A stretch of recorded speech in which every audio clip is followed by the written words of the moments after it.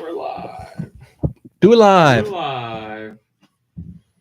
Play us out? I gotta sit up. To end the show? And that's Sting. Play us out with off his new album. Nice. We'll be back tomorrow. Here's Sting. Oh, man. Cut off his new album. All right. I hate that he lands it, but it kind of makes it better because it's like, why did you throw that fit? You know, it doesn't redeem him. Yeah. Oh yeah, there's no redemption. 3, 2, 1. GoNintendo Podcast Webisode 892, the Urshifu podcast. MomBrain, will you tell us about Urshifu, please, bless or you. Urshifu? God bless me.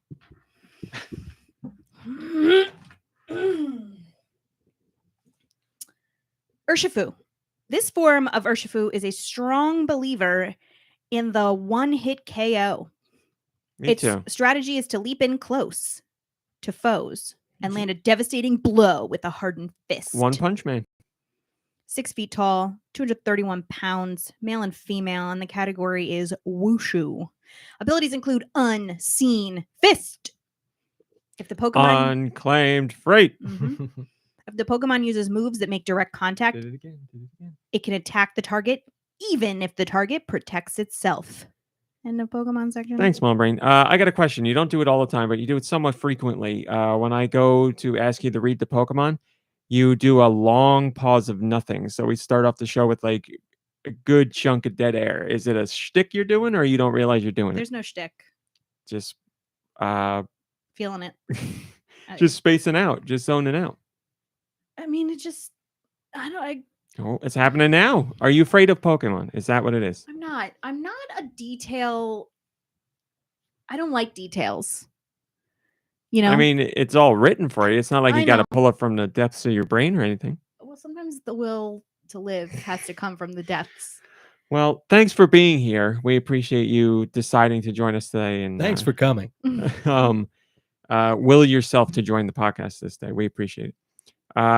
Happy, blessed Mabon to everyone. What does Mabon mean? It's the autumnal equinox. What are you making up? I'm not making anything up.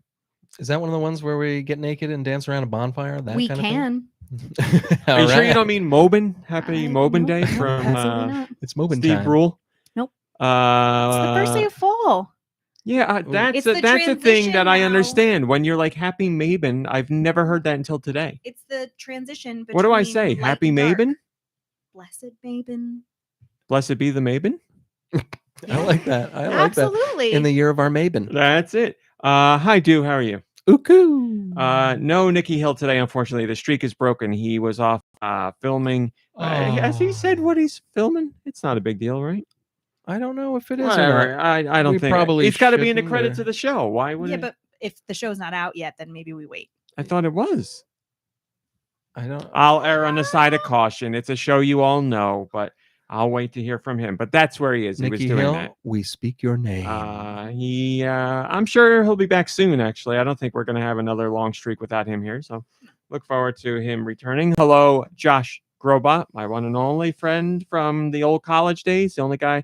That's you with my presence. it's not true. A volume low again, Josh. Can you turn it up, please? I went to college with other people you guys know, but when I transitioned to a different college, it was just me and Josh.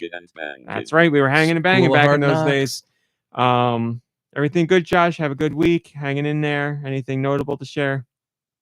I am the world's best singer. Thank you, Josh. It's good to always hone your craft. Never stop learning. I'm feeling so great. Thanks for asking. Of course. And of course, I also have to ask how you're doing, George. How you doing?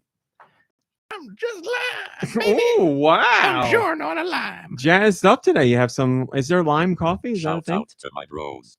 George is your bro, Josh? Sure, whatever. Wow. Did you two have a little come to Jesus moment this That's past week? none of your business. You're right. It's not. It's Lime to Jesus. Hell yeah. Hell yeah. Lime to Jesus. Hell yeah. Let me say hello to our Discord friends today. Let me see who we got here. Hello to Roth. Oh, Roth says it's also Great American Pot Pie Day. You know who's a fan of pot pies? My father. As a matter of fact, this past week when I saw him, he talked about how much he loved pot pies, and he was watching a man on TV make pot pies. We saw a guy he was making mug meals. Every meal was in a mug, and he made a mug-based pot pie. And my dad's like, "Oh, look at this! How about it?" And then went on, of course, a 15-minute spiel about pot pies. Is he a Marie Callender guy, or is he more homemade? Or? I know for a fact he is both, because I remember from my childhood there always being Marie Callender pot pies in the freezer. So my mom would sometimes go all out, or he would fire up one of those when he got home from work. So yes, Marie Callender fan, definitely. Probably still to this day. Ice Dilbert says, I prefer pasties over a pot pie. Now, pasties is more of a British thing, and I don't know what the difference is. Me either. I was going to turn to you because you watch more British TV than I do, but I feel like I should know anyway. Well, you watched the Great British Baking Show. But it's true. But yeah, I don't know. Pasties? Is it pronounced pasties? I think maybe it is pasties. Okay. Pasties are for nipples. Pasties are for mouths. Right, that's right. Well, and no further comment made on that. I want one for my mouth. That's I've heard, it's probably really good, whatever the heck it is. Fill us in, please. Hello, Drake, and hello, Hailey and Tom. Garantimus, who now wants a pot pie. Anastasia Beaver says, can it be called a pot pie if it's in a mug? Great point. I guess it's more of a mug pie. It sounds weird. That Anastasia, perfect. Hi, Alternus Liz. Hi, PC, who says you can't go wrong with a pot pie. Not a fan of pot pies. Sneaker Hacks, hello. Good to see you. Giant Reggie. Steve Irwin, RIP. Drake, also, I just saw your hello there gift. That's fantastic. Hello. PT, we have a question from you today. Hi, Super Sanchez. Oh man, look at this gift for coming in from Anastasia. That's great. Roth, I'm going backwards in time, obviously. Your gifts are great, everybody. Hi, Popple. I've said it before, and I'll say it again. Your gift game in the Discord is amazing. Hello, No Blade, No Bows. Hello, Rhett Souza. Very nice to see all of you. Oh man, Wolford Chaser was earlier in the chat today, 2 hours before the podcast, and dropped the old Nannerpuss gift. Nannerpuss used to be a big part of the podcast. They're back. Vashi, thanks for saying hello. GekkouKitsune, if I didn't already say that. Yes, it is Pod Day. I am excited for your excitement about Pod Day because we love Pod. Earlier, I got a few things I want to talk about. But last week, you might remember, what is this? Last week, you might remember we talked a little bit about Reese's products, and I posted a picture in the Discord, and I said, let me know if you get some Reese's stuff throughout the week, so I'm going to catch people up, as I promised I would. Also, I see from last week after the show, E17 says, why did a crew hate Sony so much? Microsoft's presentations are just the same with the on Game Pass and Microsoft Studio transitions. I would argue they're not. I would argue like on Game Pass transition and Microsoft Studio transitions, at least when it comes to on Game Pass, that's an important thing. Like, that's how you know the game is available on Game Pass. I feel like that's worth promoting. Their Microsoft Studios transitions, clearly they haven't stuck out to me as much because I don't like. I know what you're talking about. I see them in my head, but they don't bother me as much. Sony's transitions are a giant triangle or a blue wave or like buttons flying up and down. They don't tell me anything other than we're Sony. Like, I know that. The Game Pass transition tells me this game is available on Game Pass day one. At least I'm getting something from that. And we don't hate Sony. We both own PS5s. I've owned every Sony system. We dislike Sony's arrogance because we feel they are a very arrogant company, but that's just about the company themselves, not about their game output. We're excited for Spider-Man. We're probably both getting it day one. Excited, yeah. Their first-party partner studios. We love Naughty Dog and we love The Last of Us, and we both played. I went back and played the second most recent God of War. Like, not against any of that stuff, just Sony's arrogance in general. Something I think Du and I both agree on and feel. But yes, we don't hate the company. Anyway, Reese's, as I said, Anastasia Beaver hasn't took a picture of their Nutrageous, which is a lovely Reese's product. I haven't had a Nutrageous. Shouldn't be taking pictures of your Nutrageous in a long time. It's been a while. I do like a Nutrageous. Turbo posted pictures of Reese's peanut butter chips because they were making cookies at the time. So that does count. I'll allow it. What else we got here? If I missed yours above that, I apologize. Oh my God, Ice Dilbert had a real Reese's haul. A white chocolate pumpkin, a big cup, and a Franken cup. I didn't even know there was a Franken cup. Look at this. What is the Franken cup? Green-colored cream. Oh, that's cool. We got to hunt that down. Didn't Nikki Hill get green Kit Kats or Twix? Didn't he say? Well, there's matcha Kit Kats. No, I think he said he got just like very recently, just green. They taste the same. They're and just it was green. just a marketing thing because it was food coloring or something. 8-Bit Lego said RMC tempted me to buy this, and they also got the white chocolate pumpkin Reese's. Ice Dilbert got the Reese's dark miniature cups. Ooh. I didn't even know they came in a bag like that. Look at this haul. Ice Dilbert got a Reese's Crunchy Peanut like bar, a Reese's Potato Chips Big Cup, and a Reese's White, just a regular Reese's Peanut Butter Cup White. These? I'm going back in time. Oh, okay. Because I told earlier at the end of the show last week, I said if you're getting a Reese's thing, post it and we'll talk about it because it was a point of discussion. Let's also talk got about this potato chip one. What is that? Reese's Peanut Butter Cup with potato chips in it. I've never heard of that. That sounds awesome. I had it. It was nice. They were good. Honestly, I wanted a little more potato chip, but it was good. Huh. And I also had Peeps pumpkins. And there you go. That's your Reese's haul from everybody last week. Thank you for sharing. Hi, Backseat Studios. Good to see you. PC says, hi, Sticer. PC says, I need some Reese's pumpkins in my life right now. Tell me about it. Always, all day, every day. I would eat those until I get sick, and then I would eat more. I was talking about it in Fortnite with family. It's and friends actually. It's the greatest. It's the greatest candy. Reese's is the greatest candy. I don't think you're going to get much pushback on that. Sneaker Hacks has posted a picture of Peanut. And you also need to go back and look at the dog that PC posted because he's great. Peanut is wearing a very fancy shirt. Holy crap. That is styling. Anastasia says, just remembered I bought these for the pod. They bought Reese's Pieces in a bag. And PC posted a picture of whatever that dog's name is. She's some dog she's watching, right? I don't remember. Some derpy looking dog. And I mean that in the best way. Dog's awesome. Sticer says, I love Swedish fish. Is that an old person take? I love Swedish fish. MomBrain used to love Swedish fish. Not going to get into it, but she appreciated Swedish fish. They got me through a real rough time, and now I can't eat them. Reggie, dog's name is Reggie. All right. What else? Is his anus wedgie? His anus wedgie. That's right.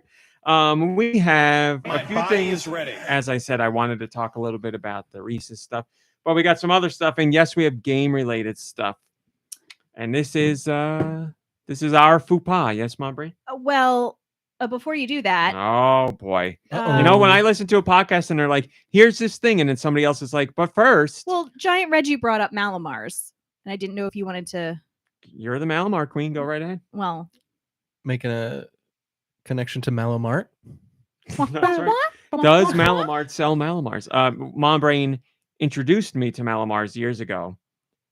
Lovely cookie candy. I guess cookie, right? Now, where we live, you can only get them starting around this time of year, and then they stop putting them out. Seasonal. Yeah, because they blow melt. It out your ass seasonal. So why does this always come out during the podcast? This is so stupid. Marshmallows are not seasonal. So that's why we're celebrating Mabon, because it means that the Mallomars are coming. Mallomar season, yeah. The first Mallomar crops come in. Well, I only bring it up because you got a bag or a box of Whippets the other day, the cookie, which is like a Mallomar, but with a little bit of raspberry jam inside. And they're also very nice. They were great. But when we were, yes, we're Team Mallomar all the way here. Love Mallomars. When we were walking into our local supermarket the other day, literally they have, I don't know what you call it, the vestibule. Yeah. When you walk in there, they usually have like a display of like, here's some things. It was a giant tower of Mallomars, and that was it. Well, like the giant pyramid of yellow boxes. Yeah. So, it makes me so mad, and I know irrationally mad. I know it, but you will never convince me that marshmallows are seasonal because they are not. So I get that they travel better. I get it. But you know what else we do? Outside. Yeah. You know what else we do all funkin' year? frozen food. Okay. We deliver frozen food But the to food chocolate stores, and looks you're going to tell me you weird. can't do a cookie? After it thaws, it's weird. Are you telling me there's no chocolate anything in the freezer section? No. Yeah, we deserve Mallomars all year is what I'm saying. I'm looking at your audio. And it's I just know, like I getting know. real I need heated. to pull the mic away. So I told the Discord that It's so stupid. once upon a time I had a student who loved Mallomars. And so for a period of time when Mallomar season started, we would all sit down every day and each have a Mallomar. Like after lunch, we'd all just sit together, What a like lovely teachers, kids, thing. because it was a small class. Hey, I got a question. Do we ship peanut butter products all year? Yeah. Do we ship marshmallow products all year? Yeah. Do we ship chocolate all year? Yeah. Do we ship graham cracker all year? It's not Mom Brain's fault that I they know, don't I know, distribute I this know. all year round. Yeah, But why can we do all that all year long, but you put them together and they're like, oh my God, why are you seasonal. talking about peanut butter? Because I'm thinking about things that melt in heat and are in candy. Peanut butter I know somebody who puts his peanut butter in the fridge now. MomBrain's face is like, what? How the funk do you spread chilled? I peanut wouldn't know butter? because I've never done it in my whole life. For my purposes, it was actually lovely because I was putting it in oatmeal, so the oatmeal was hot and it like went in and I kind meant of to melted ask you nicely. about that. When So you're, for me, it was great. So maybe I've moving never- forward, you could scoop your peanut butter into ice cube trays and then just pop out one cube of That's peanut interesting. butter. That's I've interesting. never considered putting just like a dollop of peanut butter in oatmeal, but it sounds amazing. Oh, it's what are you great. doing? Like a spoonful of oatmeal or peanut butter or what? Yeah. I do like a tablespoon. Because that sounds. I really like oatmeal in general. You know but what's ironic? Correct me if I'm wrong, but I'm fairly certain do learn to do that in this house. Oh yeah, I learned a lot of what well, I'm not from me. I'm no, not. it's just funny that like Yeah. you're like, oh, I never thought about that. Well, you do all kinds of stuff Well, if food there's wise that I've anything never else you thought want of. them to listen to, tell me. And then Got That's it, got that's it. Thank you. I need a filter. Anyway, the thing I was going to talk about that's actually game related. Our faux pas. So last week we got into a conversation about Contra Operation Galuga. We're talking about Galuga. how weird that name was. Well, you gotta let me get this out. We can't think about when you listen to a podcast and every time they're like, here's the thing, and they get distracted. I understand. I got an email from the people at WayForward who are making Contra Operation Galuga. I got an email from Chris Hoffman at WayForward. Cool. And he said, hey, I wanted to check in to see what I could do to help you with your coverage of Contra Operation Galuga. I caught your podcast coverage of the Nintendo Direct, and it sounded like you had a lot of questions, and I'd like to get you some answers. Galuga Island, by the way, is the name of the island where the original NES and arcade Contra took place, That's so as cool. does the new game. So the name doesn't just come from nowhere. It's our fault. We didn't know the Yeah, original Contra I took wish place I on did know Galuga that. Island. I'm sure when you watch the attract mode in the beginning, or maybe the credits at the end, it mentions Galuga somewhere in Probably. there. But so it's our fault. The name comes from the original Contra, so it's a great name. Then I apologize. But yes, I will be doing an interview with them to find out how much is new in this game and how much is a remake and all that stuff. So we'll have all the inside information. So thank you, Mr. Hoffman, for reaching out. Also honored that you're listening to the podcast. Also sorry you had to listen to us talk about that last week because I'm sure it was annoying and frustrating, but thank you for reaching out. So we'll have an interview next couple weeks or something. We'll put that together. Awesome. So there's our correction. Galuga was spot on. Now, Thanks. Very cool. in other gaming news, hi, Kyle. I saw Kyle in there. Kyle A. Hi, Kyle A. He says seasonal because mallows may only be marshed during fall. Oh, well, thank you. At least somebody's got an answer now. I appreciate that. Can you imagine visiting a mallow marsh? You Have get you stuck in told it. the people? You know where my mind went immediately? The never-ending story with that horse and stuck Stop, in the stop. Nope. pictured in the tracks. marshmallow, and We speak of the I'd name. eat the horse to safety. I'd eat around it so I could get out. I'm trying to think of a way to say it to make it not sound like, yeah, you stuck. You know what? Maybe we should just What I'm stop saying there. is I'd eat the horse out. That's what I'm saying. What's Um, weird about that? Yes, out of marshmallows. There you go, Colonel. Draw that. Not gonna lie, I'm sweating a little bit. Oh my Are god, you- that's good. You going to tell the people about the marshmallow experience? Did you tell the people about the marshmallow experience we had? Well, I need to know what the marshmallow experience That is order first. that your mom just placed an order of? I think we talked about it. Okay. We ordered a marshmallow like Like a pint of fluff. from Exo Marshmallow, and it's just you're just supposed to like eat it. It had like edible cookie dough and brownie Nice. bits in it, so it's not like take fluff and spread it on a sandwich. It's like here, just eat this cup of marshmallows, you slob, and that's what I did. And it was one of the greatest things I've ever experienced in my life. What I did. There was a pint of marshmallow for 550 calories, and I factored that into my calories for the day, and it was, like I said, one of the best decisions I've ever made. So XO Marshmallow, go look at them. They're called OMG Cups. This is not a paid sponsorship. This is just what? Is it OMG cups? They're called OMG, and they are cups, yes. Oh, I thought the cups were like the ones that your dad got, like the 2 peanut butter cup looking I'm things. talking about the pints. It's a cup. Okay. Ay. I ate it. I put it in my body. It's a OMG cup. Is that what you were eating when I came over that night? You got it.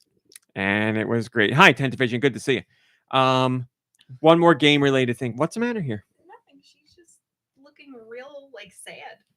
Maybe I should say hi to her because I didn't get to say hi. How arrogant is that? Thinking that the cat Hi, is sad because Dash it didn't say hello to It me. is entirely possible.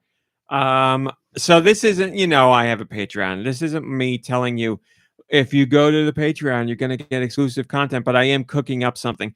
Here's the deal. I'm not saying go subscribe now if you want to see this. I'll let you know when it's actually out, and then you could subscribe and see it.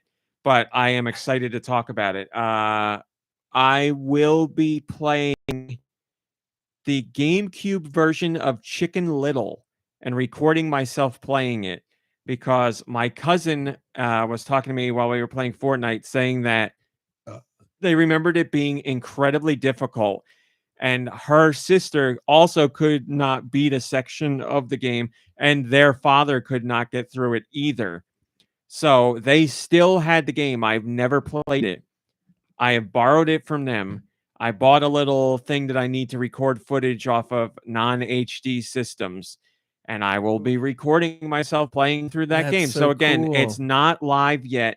I had some audio issues that I need to work out, but when we have at least one of the episodes up, I will let you know because I think it's so niche. I'm going to keep that just a Patreon exclusive. So I'll let you know. And again, the Patreon is $1, just $1. So subscribe for $1. Watch me do this stupid crap and then unsubscribe. I don't care, but that's just letting you know that is coming. It will only be there. There you go. So will you be able to record anything that's non-HD now moving forward? Well, on the Wii and the GameCube. Okay. I have older hardware for recording non-HD all systems. I'd have to dig it out though, but I don't like that's from like 15 years ago. So I don't know if it'd still work now or not, but I just wanted to I bought like a little HDMI to or a standard def to HDMI for the Wii specifically. You plug it in the back of the Wii and it spits out an HDMI thing. So then that way I can take an HDMI cable and record like I usually do with footage. So it's just audio has to be handled differently because the Wii doesn't know what HDMI audio is. So and that's where the issue lies, but I know what I got to do and it's all figured out. So yeah, one little story I wanted to tell that is also food related, and then we'll go into news. I don't remember what happened in news this week, so it might be quick. And we will do full songs this week, I promise. One little story I wanted to tell. I was just thinking the same thing. This is a really funny story, MomBrain. I'm sorry to throw you under the bus, but I think it's funny. MomBrain's a lovely person. She does so many wonderful things for me all the time. She's an amazing chef and baker, and I am in food ecstasy when she is making things. With all that said, last night, she was getting ready to go to bed. I was getting ready to play Fortnite, and I was like, hey, MomBrain, would you mind? Could you make me some sort of lovely tea concoction? Because MomBrain makes great teas. And I'm making 0-calorie teas, so no milk or whatever, but she flavors things up, and they're great. They're always really great. And she's like, yeah, sure. And I said, the only rule is I really don't want anything fruit related this time. No more fruit teas. And she's like, yeah, sure. So What rules, she makes you the sons tea. of bitches? That's what I said. She comes back. What tea do you think she made? I'm looking at you. Yeah. Oh, yeah. I guess it would be me. Let's see. If it's not fruit, Mm-hmm. and is it like a normal tea? Like a normal? I mean, it's a normal tea. Sure. Like I don't know. Like mint tea. Sure. Great guess. Notice how the first thing Deux said is, well, if it's not fruit, because that is the one thing I specified. MomBrain brought me apple tea. Well, it wasn't apple specifically. Here's the best part. Autumn. Like it was like flavors of autumn. Here's the best part. She brought the apple tea, and I was like, first off, thank you, but second, what happened here? And I was like, I said no fruit, and she goes, well, it's apple. And I said, are you going to try and argue right now that apple is not a fruit? And she tried to for a little bit. She's like, well, it's not really apple, but I mean, it was apple. Now, again, this was really funny. I wasn't mad at all. It was something we both laughed about, but I was like, this is really funny that you made an apple tea. The only thing I said was no apple. And then you tried to argue that it wasn't counted as a fruit. I was like, this is unbelievable. But well, at least she cleaned it up when you threw it against the wall, right? I just threw it in her face, actually. And oh, it's not apple? You tell me that's not apple. And can you tell the part 2, the follow-up from today? I will. Hold on. PC says, while apple is a fruit, I don't necessarily file it into a fruity tea category. It's a fruit. How can you argue that it doesn't go in fruity tea category? It's a fruit. There's no way around it. That's a you thing. PC is making a really good point there by saying, I feel like when I say fruity tea, I mean like a citrus, but I'm not going to argue against apple being a fruit. It certainly is a fruit. That's fine. You know what it's your mental block. You're saying citrus is fruit and apple isn't. That's wrong. Apple's fruit. I had been making you like raspberry hibiscus tea. And I think like in my head, it was like, okay, he doesn't want raspberry hibiscus. And then that's as far as I went. All other fruit is allowed. Yes, MomBrain made a surprise tea today that was not fruit related. I don't know what was it. It was chai. Just regular chai, and it was delicious. So that was very nice. Joe Shabadoo's chanting "fight" in the chat. How was the with PC? tea? I'll fight anyway. I don't really like apple in general, so I drank like a third and I just dumped the rest out. I don't like apple really. And something I can eat an apple, it's fine, but something about it in tea just doesn't work for me. I don't know what it is. But the top of like whatever you did at the top for the foam, that was good because that was like cinnamon and I'm guessing almond milk and whatever. So, well, that's PC. That's because your brain is broken. PC says I'm not denying apple is a fruit, but it's like categorized as something else in my brain. It goes with like pumpkin and cinnamon. Yes, pumpkin, cinnamon is not a fruit. Apple's a fruit. Purple is a fruit. That's right. And then I lied. There was something else I was going to say very quickly, and then we're going on to news, I promise. I don't know if you're sticking around. I don't know what your plan is for today. No pressure. But if you do stick around. If you do. That's right. MomBrain and I are trying something today we've never tried before. I've been thinking about it all day since yesterday. Wawa now has pizza. We are getting Wawa Pizza. Wawa's got pizza? Oh my goodness. So if you wanted to try it, we are getting it. And we found out because on TikTok, I got an ad from Wawa because, yes, I follow Wawa, where it's like 3 members of the Jersey Shore cast in a Wawa. And Paulie D's like, they got pizza at Wawa now? Situation, you know this? And they show Situation. He's like, there's pizza at Wawa? And it's just them saying that over and over again. Nice. I was like, this is perfect advertising for me. My parents showed me they have an ad talking about pizza in Wawa in Pennsylvania. No Jersey Shore. It's a completely different commercial. So I think only we get the Jersey Shore. That would make sense. Yeah. Even, I mean, most of us can't even stand them, but if anyone's going to like them, it will be us. PC says, I need to know if Wawa Pizza is good. We're going to tell you. I will text you personally and let you know. We'll see how I'm feeling. I don't have the same love of Wawa. love of Wawa that people do. So I'm not too excited about that premise, and I'm very tired. I understand. MomBrain and I are big Wawa fans. MomBrain loves their sandwiches and pretzels, Wawa. and just I just love love Wawa Wawa. in general. Yes, so we're gonna make it happen. MomBrain, do you think maybe before you do a whole bunch of stuff on the show that's not related to the show, maybe you should look into it a little bit, just make sure? I know they don't serve them until after 4, so we're good there. But maybe you need to look into it and purchase ahead, or I don't know. Okay. Do a little research. Got it. And that's it. That's it. We are done with all that stupid stuff. Now let's go to news. MomBrain, if you would please. Really don't remember what happened in news this week. Oh my God, is that what we're starting off with? Do you hear it, MomBrain? Do you hear it? Hey, be quiet. Oh, I Josh think hears I it. hear something. Don't you look, dude. Don't you look. NPD, NPD, NPD, NPD. Circana. Is that what I sound like? That's what you sound like. We got the August 2023 top software. MomBrain, you begin. Now again, United States only, digital and physical combined, all platforms, August. Oh, music. We need the music.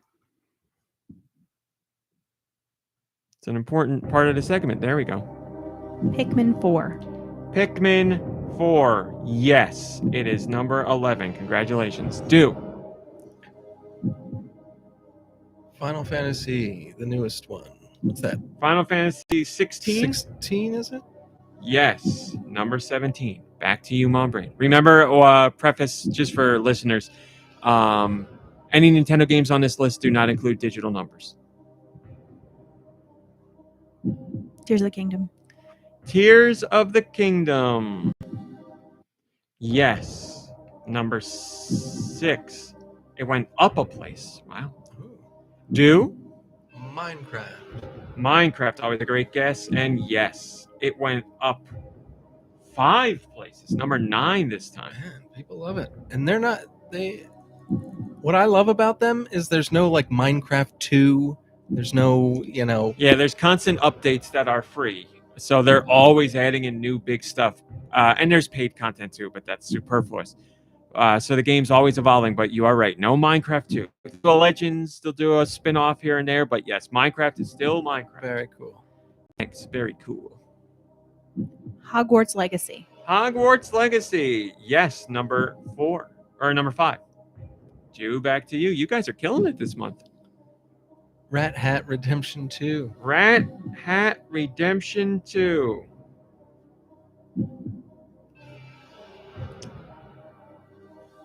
MomBrain, congratulations. You have won. It's not there. You did it, MomBrain. Speech. That's your speech? All right. Yes, there. I'll give you your full top 20, starting with number 20. Tom Clancy's Rainbow Six Siege. Marvel's Spider-Man Miles More or Less.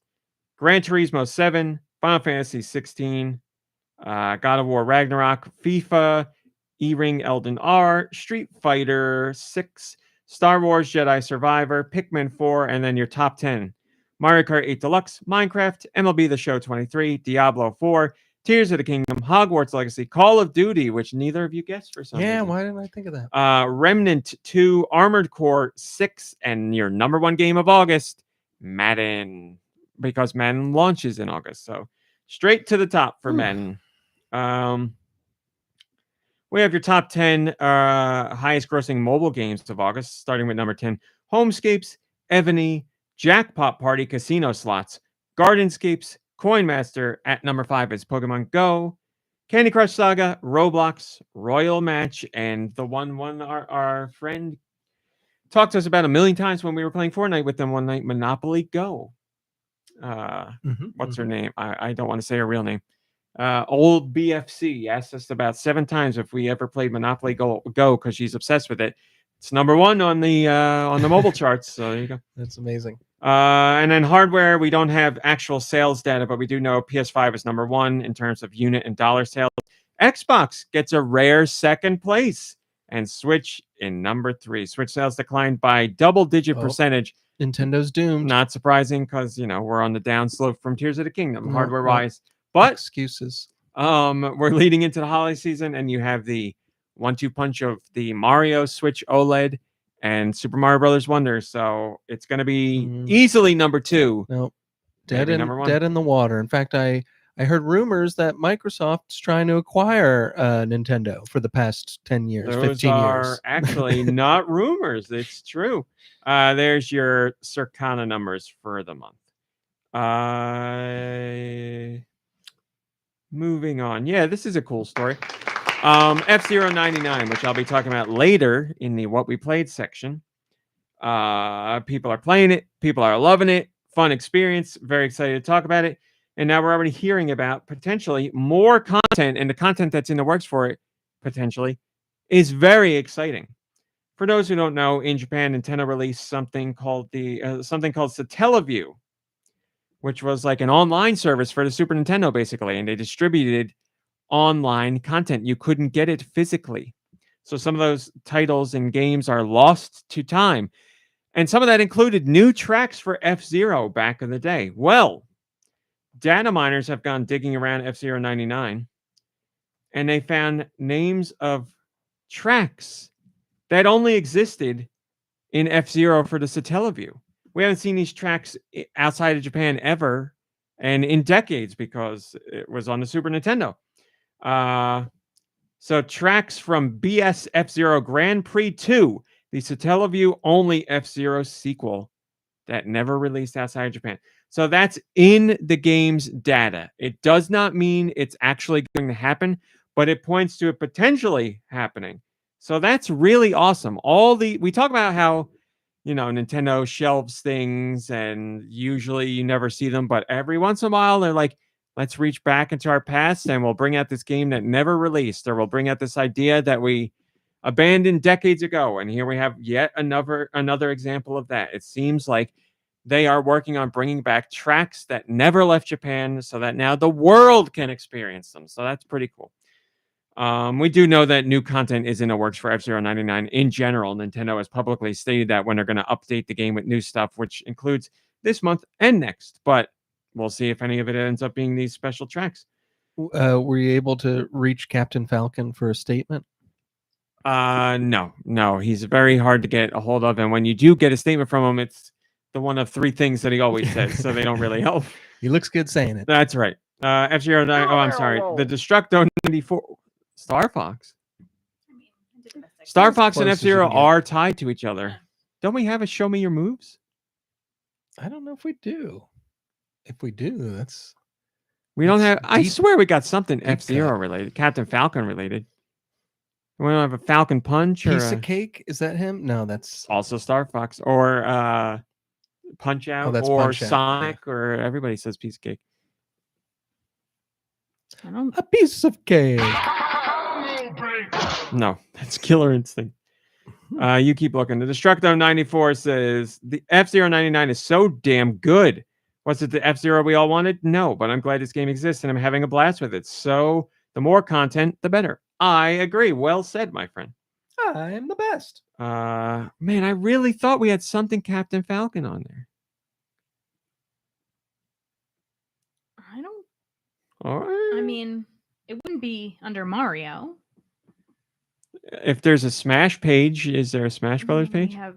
Jackpot! Wow. Whatever. If it's not there, it's not there.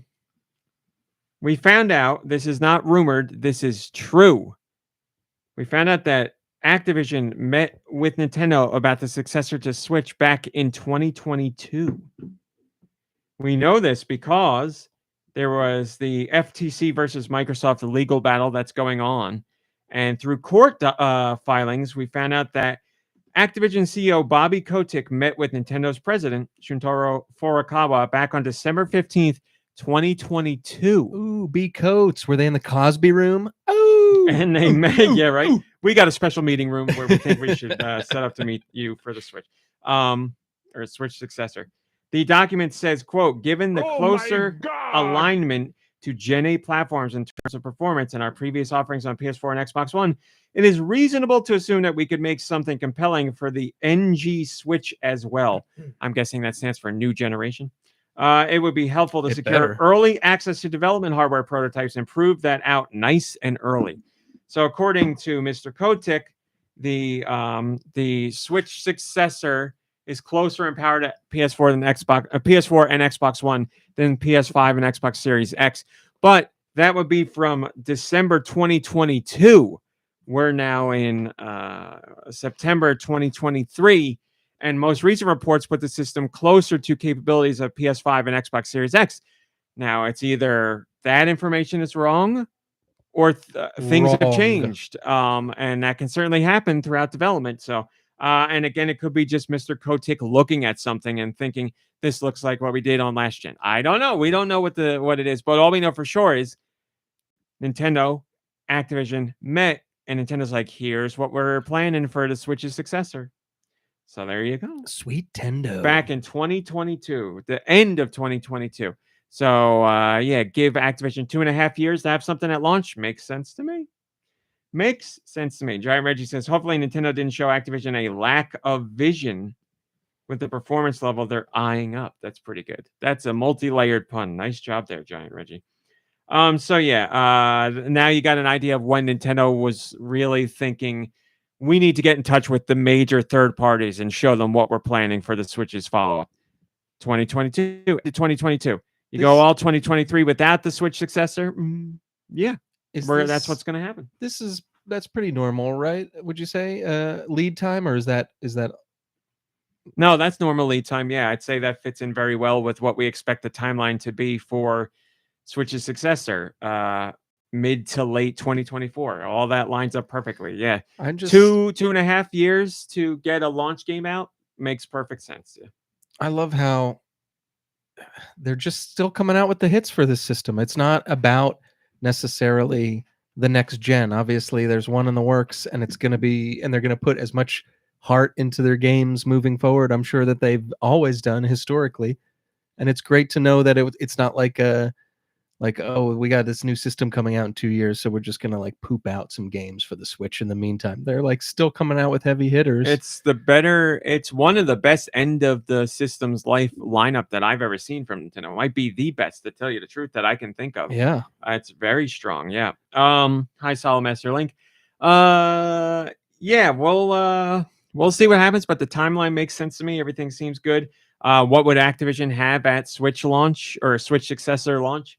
Well, we're not going to talk about it in top stories, but it looks like the Microsoft Activision deal is officially going to happen now, because UK regulators came back and they're like, yep, the concessions you guys offered are good. We're just about to give our stamp of approval on this. So it seems like they've done Microsoft has gone through pretty much everything they need to finally get a stamp of approval on this. I think the first week of October is when it would go through. So if that's the case, then I would imagine Activision would love to be at launch for Switch successor with a Call of Duty. So what else? Who knows? What does Activision do? Crash Bandicoot, Spyro? Yeah, right. At this point, it's not like you're going to see anything new, right? From Activision? No. No one wants to take chances. Well, Activision especially, they don't look, they're the number one third party, so it works for Can't them. argue with that. Can't argue with that. You're right. Can't argue with success. What is it doing to our children? Speaking of Microsoft, boy, oh boy, is this boy, oh boy. Oh, we're not. Hold on a second. Yeah, I'll merge these two stories together. So Microsoft versus FTC trying to get Activision purchased. You know the whole story there. But a whole bunch of slides and internal documents came out from this legal battle, and it shows like Microsoft's plans up to 2028. It's the biggest, I don't want to say leak. It's a leak in the sense that we weren't meant to see it, but it wasn't like somebody stole information and leaked it. It's the biggest like information dump that I can think of in gaming ever. Like, we saw old stuff from Nintendo, but we didn't see like plans going forward.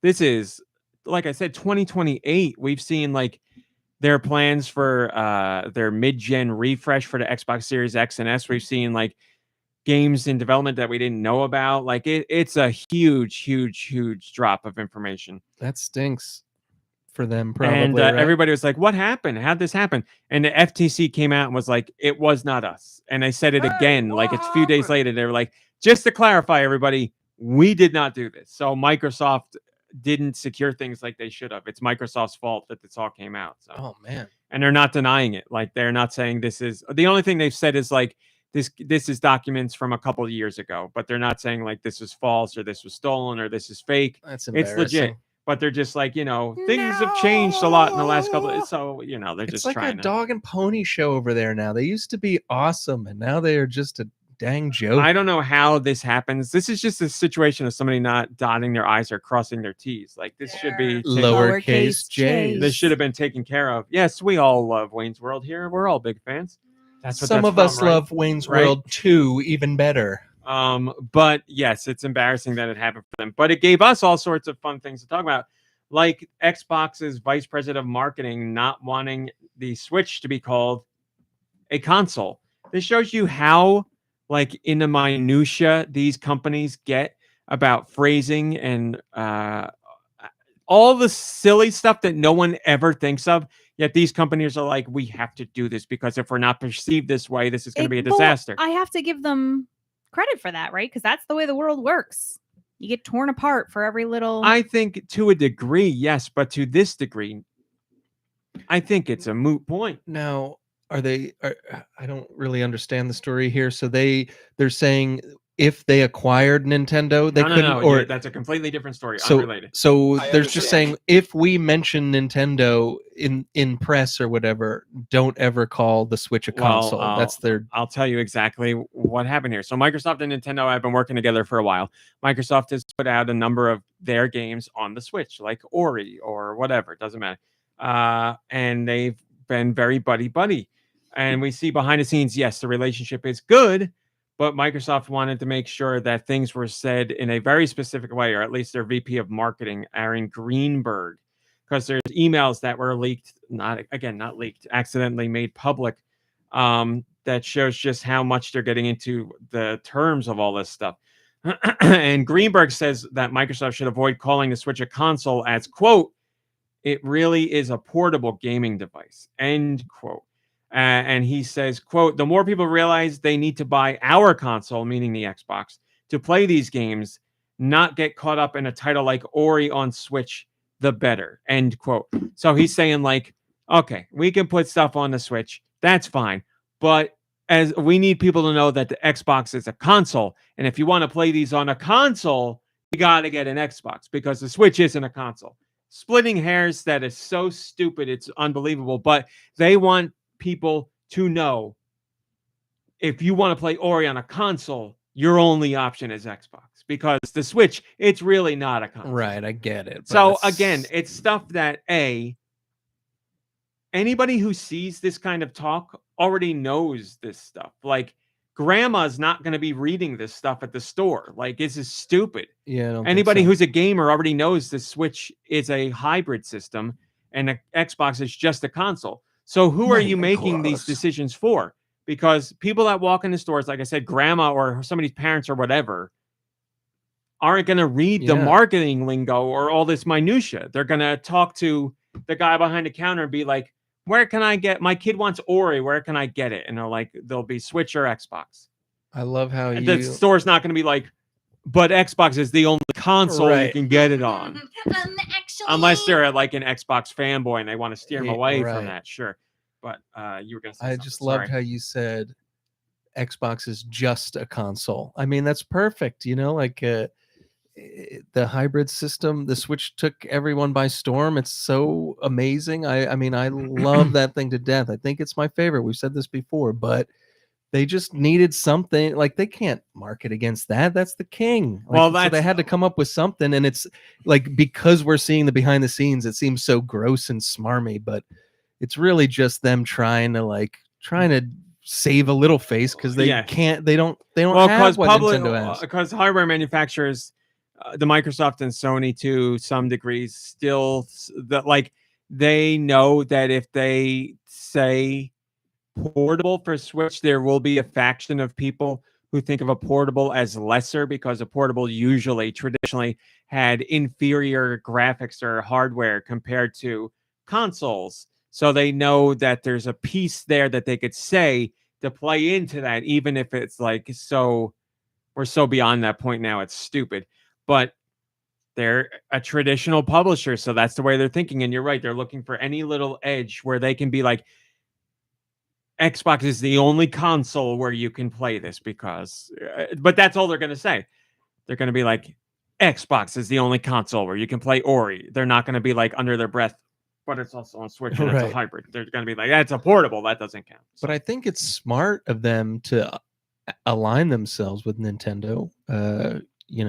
I think that was a smart move, and they look good doing that. And like Nintendo fans get to play some games that they wouldn't otherwise, and maybe it brings some awareness to Microsoft fans. Who knows? Microsoft sees gaming as like a all-encompassing thing nowadays, and they're moving more towards like an ecosystem than hardware. Like I know they have hardware out now, but it's clear they're inching more towards an ecosystem with things like Game Pass and all that. And now we know their 2028 plans. Like it certainly seems like they're pushing more for that. But you have to wonder, say like Xbox One came out and was even more successful than the 360. Would they still see that as a future for gaming, or would they be like, hardware is the future? I don't know. We can't say. Hindsight's 2020, so we won't ever know what they would say. But would they have put out Ori on Switch if Xbox One was incredibly popular? Well, I don't know. We'll never know. We don't see any emails indicating that they would go any other way. So now, I don't know. The stuff that we know about the Switch successor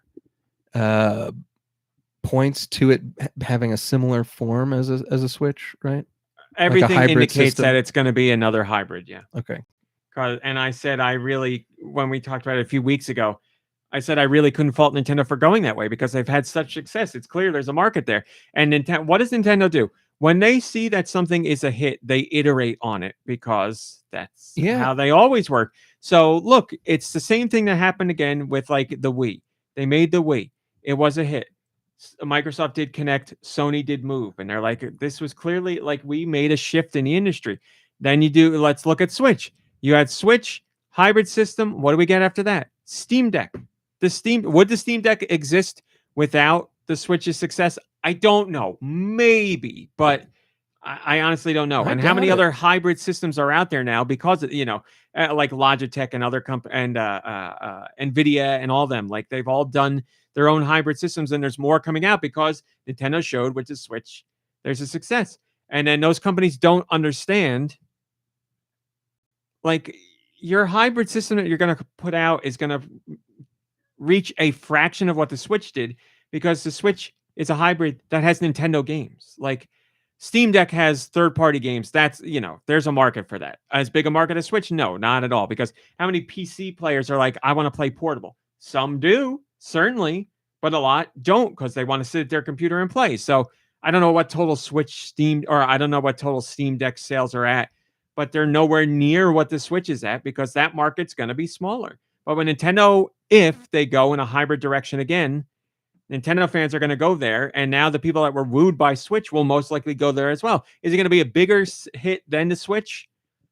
I'm going to say no, but I think it could give it a run for its money. That's my prediction based on, being a Nintendo dork for all my life. So I don't know for sure. System could come out and flop. I don't know. But I think Nintendo's going to look at everything that happened with the Switch and go, this is what got us success. We need to do this again. So I imagine they'll do a Switch successor that's a hybrid. There'll be a couple new bells and whistles. It'll be more powerful. And the first 2 years of that system will have an unbelievable lineup of software. And then as that's coming out, will lead to a more steady cadence of stuff. I think they're going to try and do the same exact progression because it worked so well this time. Man, can it happen again? It certainly could, as long as it's named something that makes sense and people know it's not an add-on. They know it's a successor. Man, this is exciting times. This is like the times where you get all excited. It always makes me excited, but it always makes me very nervous because I do the same thing I do with all the things I love. Wrestling, I watch ratings all the time. Anime, I'm like, how many people are talking about this? Movies and TV shows I like, are people watching? I do that all the time. And that is worse because I get like weekly data where I'm like, this is up, this is down, what's going on here? But this, with the Switch, it's like we're at 130 million sold. The things that hit, like there's no worrying go about it. It's anywhere fine. but down from here, But now we're getting to the Switch Successor, and I'm like, oh, here we go again. What's going to happen in the first month, in the first year, and what's my coverage going to look like? Because Wii U era coverage was tough. Obviously, I lost a lot of audience on the site because the Wii U sold 13 million, so people didn't care. So it's. Plus, you got the equal parts exciting and nerve-wracking. You've got the devil's advocates out there who want to see a success fail and want to see a failure succeed. So this time around they want to. A lot of the message boards that were around when the Switch was coming out, we were getting from the Wii U to the Switch, had their prediction threads of like, will the Switch be a success? And it's just like, no, all the way down. No, it's going to be a failure. A couple people were like, I could do something, but people posted these threads or reposted these threads because they're like, here's proof that most gamers don't know anything. And I would include myself in that too. We think we know things. I know things about games, but when it comes to sales and all that, sure, I might have some insight, but you never know what's going to be a success and what's not going to be. You can historically look at things and make, and guess, but there's, you're not going to, we all can't be the grubs of the world. You know what I'm talking about? So it's, it just goes to show, armchair analysts are just that, armchair analysts. And the regular professional analysts get things wrong all the time too. So you can predict all you want. You can look at every indicator there is, but you never really know what's going to happen. One thing could steer a piece of gaming hardware to a major success or to an ultimate failure. We'll find out together. All I can tell you is I will be there day one getting whatever it is because I will always be there. So unless Nintendo's like, we're working with Nazis to make our new system, I'd be like, well, I'm going to have to bow out on this one, but I don't see them doing that. How heartbreaking would that be? For Nintendo to say we're working with Nazis, right? We have partnered with Kanye West on our new I'd be like, oh god, and it's called the Switch Successor, and it's got like SS says it's like little. That's it. You're right. System sells itself. Currybo says, I like to refer most upvoted comment, by the way. Currybo says, I like to refer to Microsoft as a third-party publisher. It's not wrong. They make hardware, but I get what you're saying. As I said, tied to that system is the other Microsoft story, where Microsoft seriously considered purchasing Nintendo. Now, we've known for a while that Microsoft had some interest in working with Nintendo and potentially buying them, but did they have the money? Now we got the emails. They come from 2020. Microsoft's Phil Spencer was talking with other people at Microsoft about purchasing Nintendo. Spencer said Nintendo was seen as the quote, or I should say, they saw Nintendo as, quote, the prime asset, end quote, for Microsoft to go after. So Microsoft's like, if we really want to make our name in gaming and make an acquisition that will bolster us, Nintendo is the top. They're like, Nintendo is the one we want. Are there other companies that make a big difference? Sure. But if we could actually woo Nintendo, that'd be something else. Because they're like, if there's ever going to be an American company that could potentially get Nintendo, it's going to be Microsoft. And I agree with them on that. There are other companies in America that Nintendo might work with. But as far as scooping them up, it's Microsoft. That's it. Microsoft's the only one that really has the money, too. Maybe Activision, but Activision wouldn't buy Nintendo. Spencer also went on to talk about all the different hurdles that are in the way of making that happen because Nintendo famously, in a previous meeting, laughed when they were asked about potentially being bought. Nintendo straight out laughed at them and was like, no, that's not going to happen.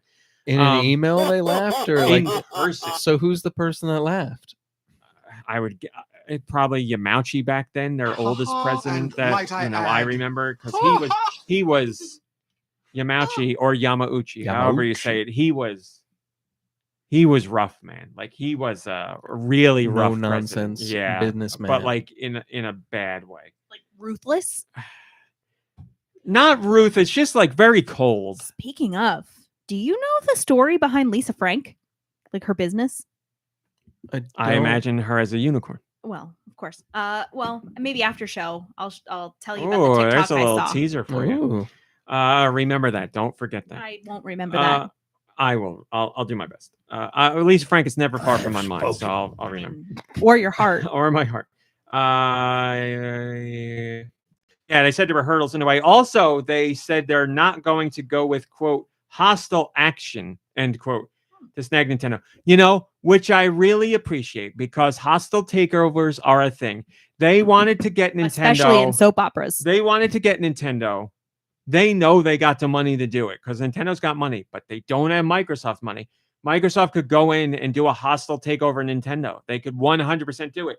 And they could be like, we don't care what you think. We're buying you. And that's that. That can happen in the business world. How is that legal? Or It's how is that a publicly traded company? You can do it. There's still legal red tape and everything, but a hostile takeover is they buy just enough percentage of the company where they're the majority stakeholder, and that's it. Isn't there? I was reading. It almost happened to Ubisoft. It like a year and a half ago. It almost happened to Ubisoft. Huh. But it can happen. You got so the what money. Is there a board like the board of directors is going to accept a high bid, or it's like there's no choice? When you're the majority stakeholder, it doesn't matter. Oh, okay. If you're the majority owner in a company, you strong arm all the long story short, unfortunately, how it is. And again, there's a whole bunch of nuance here that I don't know and things I don't get. But I know hostile takeovers. All that matters is if you got enough money, you can make it happen. That's it. I was reading something and I didn't understand any of it, so it might be wrong. But do I have to be? Can't the Japanese government do something to step in and stop that? Because Nintendo's got to mean a lot to the Japanese people. There can be paths to stymieing it in that where it's like, from a cultural perspective and the cultural significance and the the revenue that Nintendo brings into Japan as a country. Yes, there are things that could happen where, it's the same thing that's going on with Microsoft right now with Activision. Like there's things that step in and like, this is a monopoly. This is unfair business practice. So there can be things where potentially Nintendo or Microsoft would have to legally go in and do some battles, but they got the money to do it and the time to burn. So yeah. But I do respect that they said they would not go the hostile route. Man, that would stink. Because you don't want to be like, hey, we really want to work with you. And Nintendo's like, no. And then they're like, well, you're doing it anyway. Because then why would Nintendo be like, why would they, that's morale down. People will leave the company, all that crap. Yeah. And, obviously we would try it out, but we would probably fall off as gamers too, when we realize that. You would think. Their hearts aren't in it. And it's disappointing content. Also, Phil Spencer ends the email by saying something that is so, it shows Peace, Spence. how little he understands Nintendo's philosophy. Here's what Phil Spencer knows. Nintendo has a lot of fantastic IP, and Nintendo knows how to make games. Those are the two things Phil Spencer knows. But what he ends his email with shows that he doesn't know Nintendo at all. He says, I love this discussion and value you looking at the opportunities here. At some point, getting Nintendo would be a career moment for him, he's saying, which would be true, yeah. And I honestly believe a good move for both companies. It's just taking a long time for Nintendo to see that their future exists off their own hardware. A long time, smiley face. Him saying it takes a long time, it's taking Nintendo a long time for them to see that their future exists off their own hardware, shows a fundamental misunderstanding of how Nintendo operates. Nintendo has their own hardware because they are so different from the other companies. Nintendo's hardware exists for them to make the kind of games that they want and do what they want to do. Nintendo's hardware is a core tenet of what Nintendo does. How you are so blind to that is unbelievable. They're coming from a place where they haven't changed the fundamental, console that they've put out over the last 3 generations. You could get every single game ever on those 3 systems on their latest system. They're not doing anything out of the box, and every single time Nintendo has come up with something new that has advanced the video game industry. I don't know how you could say something like that, especially sounding so intelligent in the beginning, actually, admitting that Nintendo is killing it, because not very many people on Sony and Microsoft side will say that. And then end it with the poop sandwich. That's a smug statement. Yeah. It shows that Nintendo makes all the weird things and all the random things and all the out of the box things they do because of their own hardware, because they don't have to answer to anyone. All they have to answer to is the business side of their own company. Do we have the money to do this? Okay, we're doing it. That's how you get Nintendo Labo. That's how you get Animal Crossing. That's how you get Wii Fit. That's how those things exist, because Nintendo does their own hardware and they make what they want. They have to answer to no one. If they're at Microsoft, Microsoft could say until they're blue in the face, you guys do whatever you want. But if Nintendo does whatever they want to a certain degree and it doesn't hit the sales marks that Microsoft wants, then money's going to be pulled and things are going to be stopped. That's just how business works. When you're answering to a bigger entity, you don't get free reign from now until the end of time to do whatever you want. There's going to be a point where someone in the chain of command says, no, you can't do that. We don't have the manpower. We don't have the money. We don't want to give you the assets to do that. That's how it works. That's why Nintendo's hardware is so important to them, because they do so much more outside of the box thinking than the other companies. How you miss that mark, I don't understand it. But we're talking about the company that just leaked their own future for the next 4 years. So yeah. Also, it's a whole thing of like fundamentally misunderstanding games from a perspective or from taking the perspective of only power matters, because they're like, we have, our hardware is so much more powerful. Of course, there's emails that leaked as part of this that, or again, didn't leak, that were accidentally shared. Part of this where Microsoft talking about how they were worried about Sony showing off the PS5, and then after after Sony, bless you, after Sony showed it, Microsoft, it's like, we're in the clear, guys. We got the better system. We're 30% more powerful. Well, they come from a How world. do you think that? They come from a world of computing where that does matter, because you're just computing the same BS or whatever. But if it comes to the content that can be run on that system, then it's not all about the power. Doesn't matter. The content is what matters. Now, here's the other thing. How are you Microsoft and you say that while also releasing the Xbox Series S? Because that's not as powerful. Like, that's lesser than the Xbox Series X. So any game that comes out on X has to work for S. I don't get how you can say, woo, we're more powerful than Sony's system. You know what the split is between S and X sales? 70-something% S. 70-something percent. I don't remember what it is exactly, but I know it's 70%. So 70% of your customers went with the less powerful system because of the price. That's interesting. And that, if they learn anything from that, it won't be that lesson that you just taught. It's going to be like, oh, people love digital gaming or something, and that's what the lesson's going to be. I almost thought it was an experiment to see what would do better, and then go with digital gaming after it does 70% better. But obviously, it's going to do better because it's so less. You're not wrong, because their refresh showed off an Xbox Series X without a disk drive.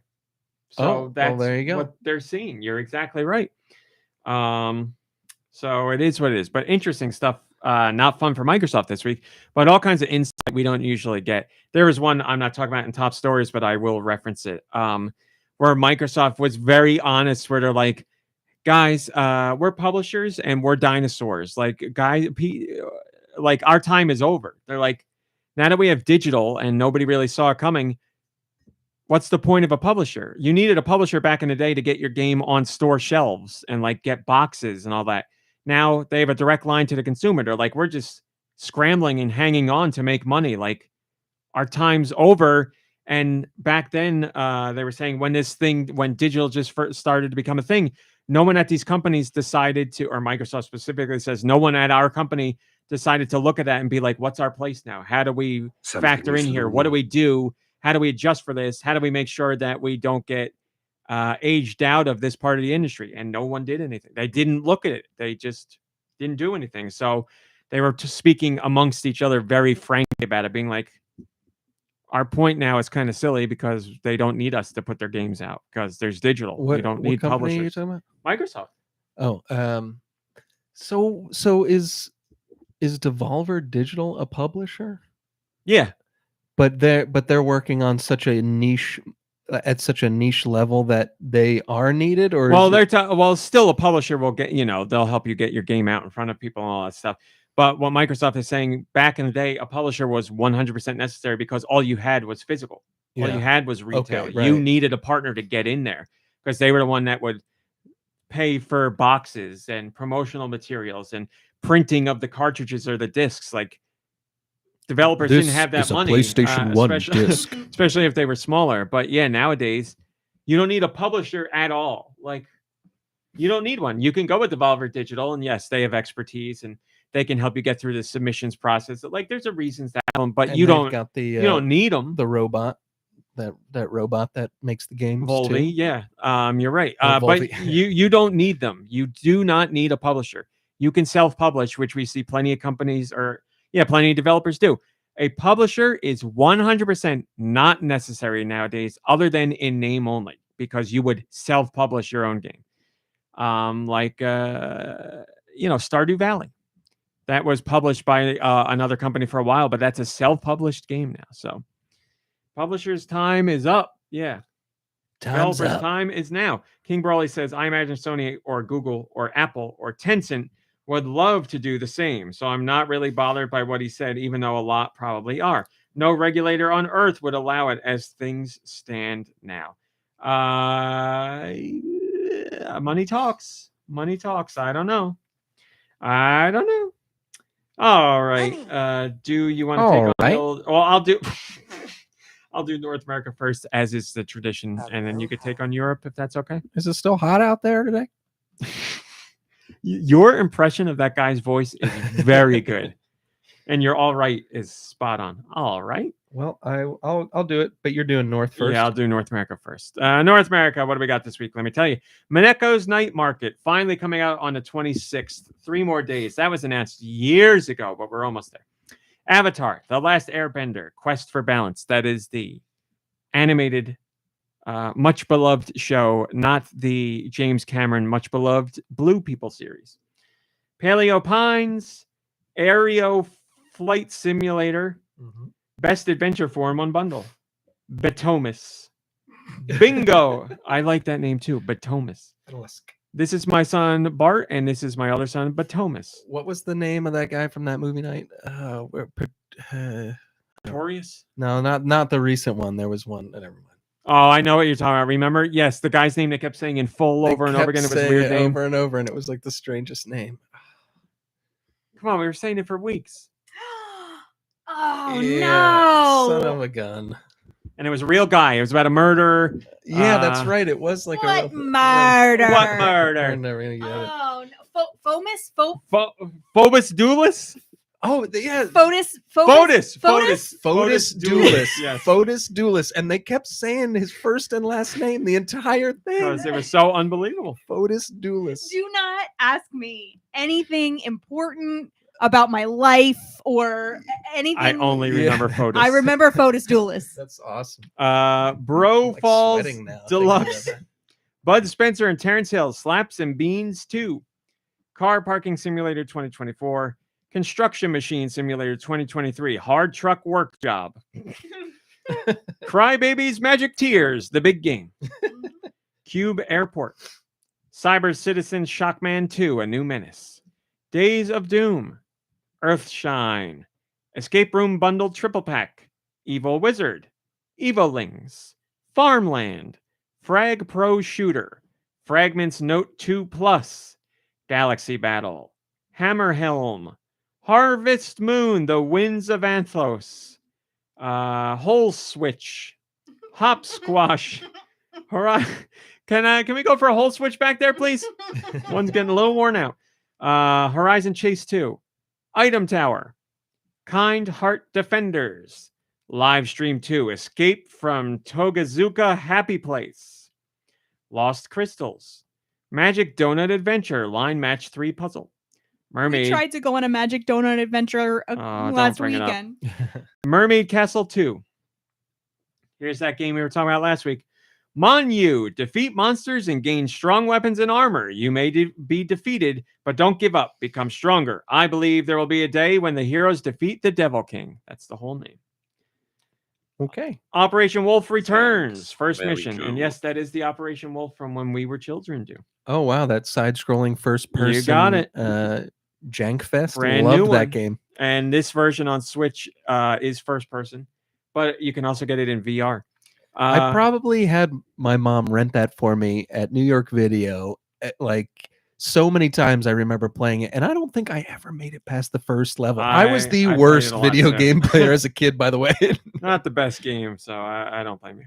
Osayaberi Horigio Gekihori. Anna Holinsky saves the universe, all right.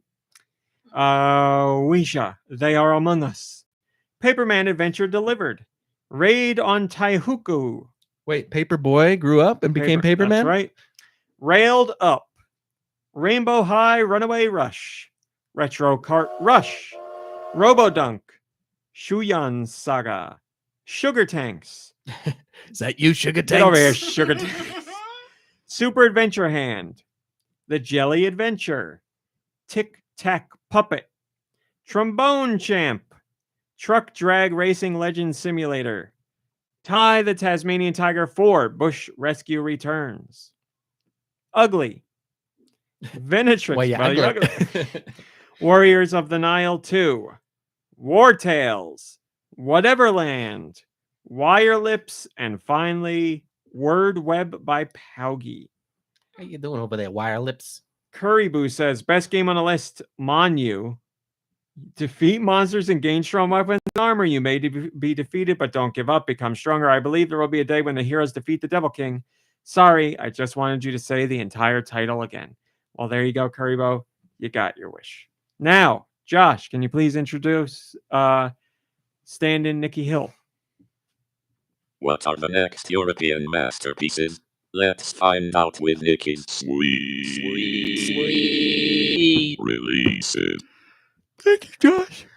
All right, time for the European Switch eShop releases for the week of September 21st, the year of our Lord, 2023.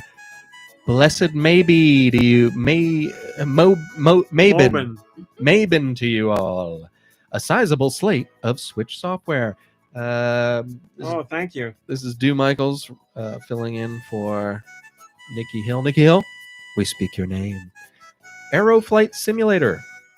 Anime Sexy Girl Puzzle. Hell yeah. Baby Shark Swing and Swim Party. Baiten Kaitos 1 and 2 HD Remaster. Brightside Riddles and Puzzles. Bro Falls Deluxe. Car Parking Simulator 2024. Corbid, A Colorful Adventure. Cyber Citizen Shockman 2. Cyber. Days of Doom. Earthsign. Escape Room Bundle Triple Pack. Evil Wizard. Evo Lings. Fragments Note 2 Plus. Frag Pro Shooter. Gloomhaven. Hammerhelm. Hexa Wars. Whole Switch. King Heart Defenders. League of Champions Soccer 2024. Livestream 2. Lost Crystals. Magic Donut Adventure. Line Match 3 Puzzle. I want a donut. I want a donut so bad. Mermaid Castle 2. Mortal Kombat 1. That's correct. Moto Racer 2044 Game Simulator. NASCAR Arcade Rush. Operation Wolf Returns First Mission. Just a little side note. How is he returning if it's his first mission? It's a great point. Yeah. Asia Berry, Hori Joe, Geki Hori, Anna Holinsky saves the universe. Wow. All right. What a delivery. Oh, thank you, Kyle. Enjoy it. Please give me a review after you eat it. Paperman, Adventure Delivered. Persia in the Magic Labyrinth. Princess Bubble Story. Puzzle Games Bundle 5-in-1 Volume 2. Raid on Taihoku. Rayland 2. River Pirates. Samurai Japan Warrior Fighter. Sugar Tanks. Super Adventure Hand. Truck Dragon Racing Legends Simulator. Ugly. Warriors of the Nile 2. And last but certainly not least, You Suck at Parking. Thank you so much. Is there a comment? I don't believe there is. Nico Darunia says... Oh, he just jumped in there now? What are your favorite ice cream flavors, Nikki? Well, 1 second. Retsuza, Lots of people sharing snacks in the Discord today while they listen. That's great. I think we should do that. Everybody share snacks from now on. Retsuza, I just want to be clear. Kinder chocolate, I see. Amazing. Is that a sprinkled vanilla donut too? Because that looks fantastic. Ice cream flavors? Well, they're asking Nikki what his flavors are, so You go. I don't know. I haven't met an ice cream I don't like yet. Good point. Yeah, I don't know. I love ice cream. I didn't love ice cream. I was fine with ice cream, but when I started my diet, now I don't think there's anything better than ice cream in the entire world. I look forward to ice cream And so I much. have always felt that way. MomBrain, It's a beautiful MomBrain thing. saw the light before I guess I did. It was my Most people very saw the light, first food that wasn't baby food. And it was for my That grandparents. blizzard we got from Oh. Dairy Queen a couple weeks ago, I could destroy another Mickey one Hill of those. just recently had one. Oh my god, it was so good. What was it called though? I don't know. It had fluff It and was peanut I think butter. Fluffernutter. Like Oh, royal God, fluffernutter or it's something. So good. It's a fall one, everybody. So go get it while you can, because apparently we can't do that either outside of fall. I'm sorry, outside of fall. Today's just Maven, right? It's the first day of fall. Maven. Yeah. So just today is Maven. Yeah. Okay. Man, You can enjoy it in fall. that picture you posted of this cat drawing is really good, right? great. It's good. I want to send that picture of that pizza picture I have, but I can't send that to Discord. Not us. You know what I'm talking about. The guy running across the parking I lot. know Let's it. say that. I know it well. We're talking about white chocolate in Discord too. Kyle says, generally I dislike white chocolate. However, somehow, and I told my wife this and she just rolled her eyes, I think I like these white chocolates best. White Ghost best. As a Reese snob, I'm horrified at myself. Kyle, I just said the same thing. I legit think I like the white chocolate Reese's best of all. So I'm with you on that. I think there's something about the peanut butter and the white chocolate, the flavor different. I think it makes the peanut butter sing more, honestly. I really do. I think it's the best. So you're not alone. You are not alone, from a very unproblematic singer. So glad to hear that, because I did feel alone. I felt crazy for thinking that, but someone else out there, dude, you're looking great. You're looking great. Oh, thank you. I love that shirt too, but in general. Thank you. Thank you. Yeah, we got one more top story and then we're done. Have your passport? Did you get your shots? Girl, would you like to come back with Deux to America? Do you have your passport? It's like it should be a Tim and Eric thing. It's Yeah. so ridiculous that that's real. Japan, I'll give you a quick breakdown. August, top 5 games, starting with number 5, Armored Core 6, then Tears of the Kingdom, then Mario Kart 8 Deluxe, then Armored Core 6. So 2 different versions of it. Oh, PS4, and this is the PS5 version. Number 1 game of the month in Japan for August. Once again, Pikmin 4. Number 1, people, numero uno.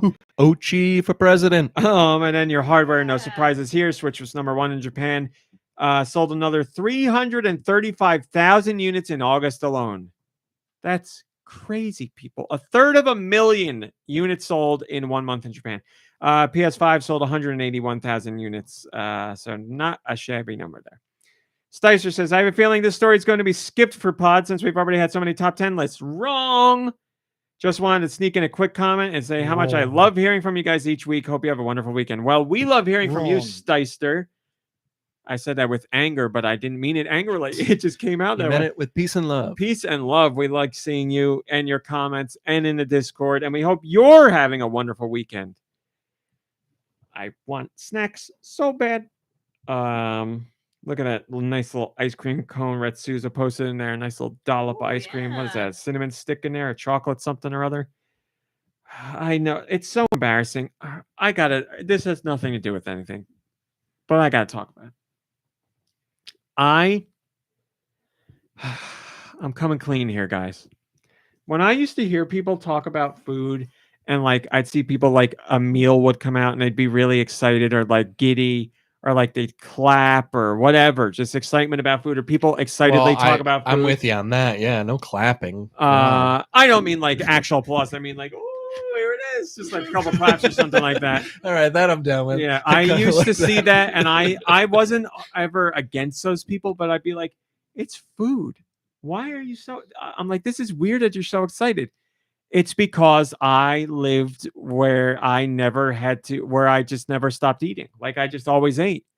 So it wasn't something to be excited about because I was just doing it whenever and whatever. Right. You were like, I can have whatever I want whenever What's the I big want, deal? so it's not special. Now that I am the way I am, I get it. So I want to say I owe those people an apology, but I never shat on them and I never like Maybe you just feel bad was about mean to them, but I feel bad for Yeah. feeling that way. Yeah. Because now when we're going somewhere to eat, or like I'm going to eat something, or like I'm thinking about what's coming up, I get that excitement. Like when I feel that excitement, so I get it. So I just feel bad for having felt that way. It's seeing things in another light, and that's how life should be in general. But I just look at those. I used to look at those people and be like, "What's up with you people?" Now Yeah. I get it. I get it. I was like that with diet sodas. If I saw someone drinking a diet or whatever, or if someone offered me a diet, I'd be like, make a big deal out of it. You know, like, no way. Like, I'd never drank a diet soda. And now that I'm watching the calories, I can see why, Yep. every once in a while, it's nice to have a little carbonated something with what you're eating. And I totally get it. I'm not thrilled about it. And I'm still against decaf and decaf coffee and non-alcoholic beer, but for personal use. But yeah, I've come around on the diet soda thing. I think yeah, caffeine might just be because people are so they get rocked by caffeine. Like I'm one of those people now, so I get that. But crisp, cold Diet Coke. it's all about sympathy and empathy, people. That's what life is all about. Look at somebody, see what they're going through. Exactly, PC. PC says gives you the burps so you can make more room for the food. Exactly. Well, I'll never see the like ice cold perspective, and I'm okay with that. But I would never crap on people for it. Just I'm not an ice cold drink person. Kyle asked you a question. I don't know if you want to answer it or not. Have you had any of Athletic Brewing's beers? I had their No. non-alcoholic. I don't know if they make alcoholic beer, but they're very good. I will say, as someone who has never drank alcohol, I see the appeal of non-alcoholic beers because anytime you go anywhere where people are drinking beer, party, out to dinner, whatever, you feel shunned, but you are also shunned. Like it's not just like I feel this way. People look at you and feel like something's wrong with you. It's a thing you experience all the time. Well, as someone who can't drink, I think sometimes like neglected when we're at like social events, because it's just because I don't drink alcohol doesn't mean I don't want like a special drink if I'm out like for a party. Tell me about it. Right? I always want special drinks. You're kind of like relegated to like whatever's left over or like whatever gets mixed into a cocktail. And the other thing is when you go out, like you go out so many times where the focus and the main action is the drinking. Like you're going there, you talk and you drink. That's it. That's all that's going on. So yeah, having a non-alcoholic, if you could just have something at your table or in your hand that looks like alcohol, people will treat you differently. It's not a point of contention. And it's not a point of like people judge you for not drinking all the time. So I get it from that perspective. Or they're worried that you'll judge them being sober and like it's like, oh God, what do I say to them now? We were at a wedding a couple years ago and it was at a winery and I got a drink that, I asked for like a Shirley Temple. We were? Yeah, my coworker. Oh, yeah. Okay. And the like person, like they weren't a bartender, but for all intents and purposes, the bartender like was basically, oh, are you pregnant? Like here you are at a winery and we have all these beautiful wines and you're like asking for something else.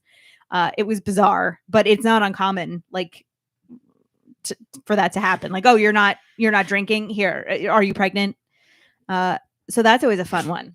PT, I know you say that, and it is very funny, but MomBrain will attest to it. I say it all the time. Mm-hmm.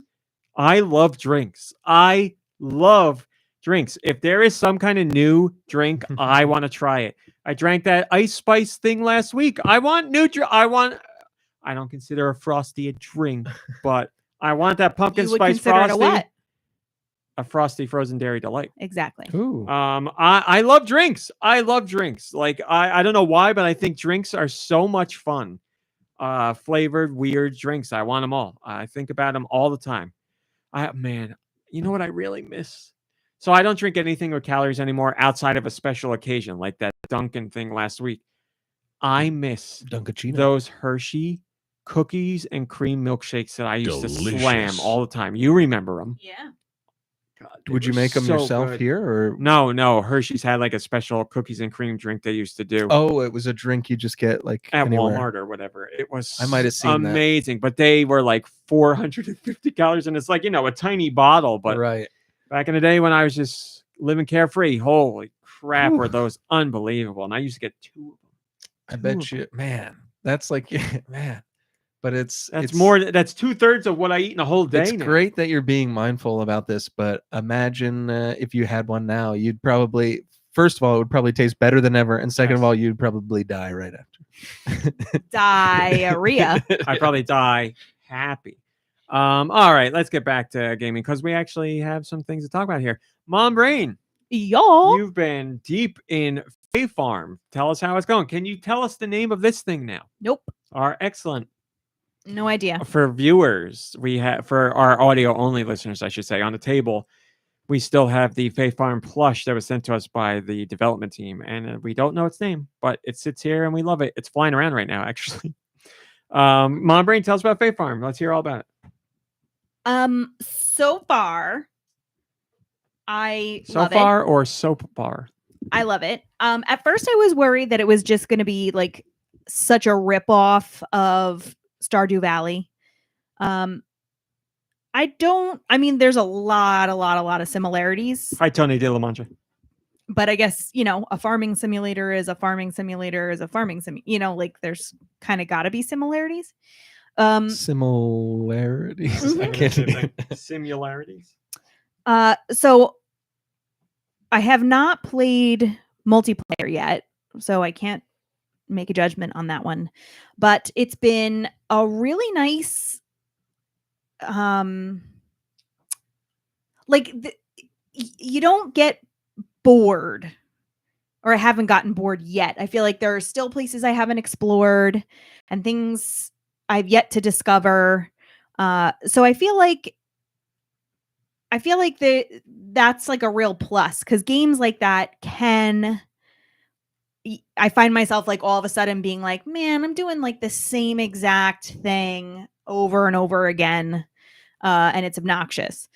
There have also been a couple like things that I've really enjoyed where, like, if something is in your, like, you have a backpack and you have a shed, and if you're like crafting stuff, as long as the item is in your shed, you can use it. So instead of having to like go to the shed, put it in your backpack, and then use it. So that's been like a nice, I guess you could call that quality of life Yeah, definitely. improvement, Definitely. right? It's like, look, I just want to do the fun stuff, like the chore of having to like walk around, get what I need, whatever. There's like a mine where you go like get stuff, and there's bad guys in there, but they're not hard to defeat. So, that could be a plus or a minus depending on what you're looking for in a game. So far the characters have been lovely. There's, like I said, still things I haven't discovered. It's been easy to play. The music is very nice. It's very peaceful and cozy and comfortable. So no complaints whatsoever. I look forward to sitting on the couch and playing in the evenings when I can. And I would highly recommend it for anybody who's looking for, like, a palate cleanser or something cozy to play, or I think it'd be fun if you had like a long trip you were going on, like, it would pass time pretty quickly and very stress-free. So I recommend, with reservation, it's not for everybody. It's not the kind of game that's for everybody. So if you're into, that kind of game, I think it's a hit. And I look forward to trying multiplayer. Raw Mom has been playing. She has also been enjoying herself. She really likes it. Yeah. She's played more. Like, we both played Stardew. We've both played Animal Crossing, but she played My Time in Portia. She might have played other games like that too that I haven't played. So, her word is probably a little more informed than mine. And she's been enjoying it. So I'm hoping that the next time we get together, we can play with each other. You two had a very nice long chat about it this past week. Yeah, I should tell her bring her Switch next time she comes over and you two can play together. Yeah. Is that it? Yeah. Do? Ooh. So those of you who've been following along with the adventures of Deux Michaels know that last week I was playing Starfield pretty much exclusively. I had kind of stopped playing Oracle of Seasons like right at the end. Well, that was silly of me. I started playing Oracle of Seasons last Sunday, and the last temple, no spoilers, but it's just a boss fight, really. It's not even a temple. So I could have literally beaten the game and talked to you guys about it last week, but luckily I went and I beat it, and then I thank you very much. It was wonderful. It was a full-fledged Zelda game. It was a lot of fun. And you get this crazy password at the end that RMC is a very nice person. He's a very good friend. He did not make fun of me for this, but I was like texting him because I went into Oracle of Ages and I punched in the password they gave me, and not only is all my stuff there, which didn't amaze me as much as my name was there. Deux was there. And I was like, how do they know this? This is a Game Boy game. And I just punched in a password. Like, I don't even understand how you could have known that. RMC explained it to me. I still don't get it, but it's magical to me. And that's all that I think matters. I feel that way about fax machines. Like, I'm like, I don't know how any of this works. I do a phone number and a piece of paper comes out. It's incredible. Right. I feel that way. Yeah, so I'd like to stay ignorant on this one. Not that it matters, because if you explain it to me, I'm not going to understand. But I'm not on purpose, but I just have been taking a little break before starting Oracle of Ages, which I plan to start soon. But so no more. I guess the even arguably more important part of this is no more Starfield. I haven't played a lick of Starfield this week. At this point, I'm never going back to it. I put in quite a good chunk of time into it, and I put in quite a good chunk of time with those menus, but I think and it really, really didn't do it for me. And I tried, so I think you can say I tried, and I was being pretty diplomatic about it. Anyone who's heard me talk about it, I wanted to like it. It's not really for me, but anyways. So moving on, I was mobile for the past few days, so I had the lovely Switch with me, and man, I know I gush about the Switch, but it's the greatest system it has ever. The greatest Nintendo games, the greatest third-party games.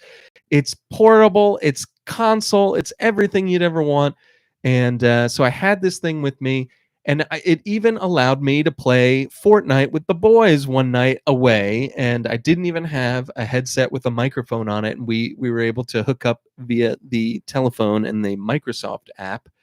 But I was playing Fortnite handheld with the boys away from home, and as simple of an experience as that is, it's just so magical. The day and age we live in. I know I sound like an old man. I'm glad it all worked out for you, boy. Yeah, I mean, that was a great suggestion from our friend to use the app. I've forgotten all about that, but it worked out no problem. And then you were playing portably and on the app through the phone. You guys might have had it worse than me, just because.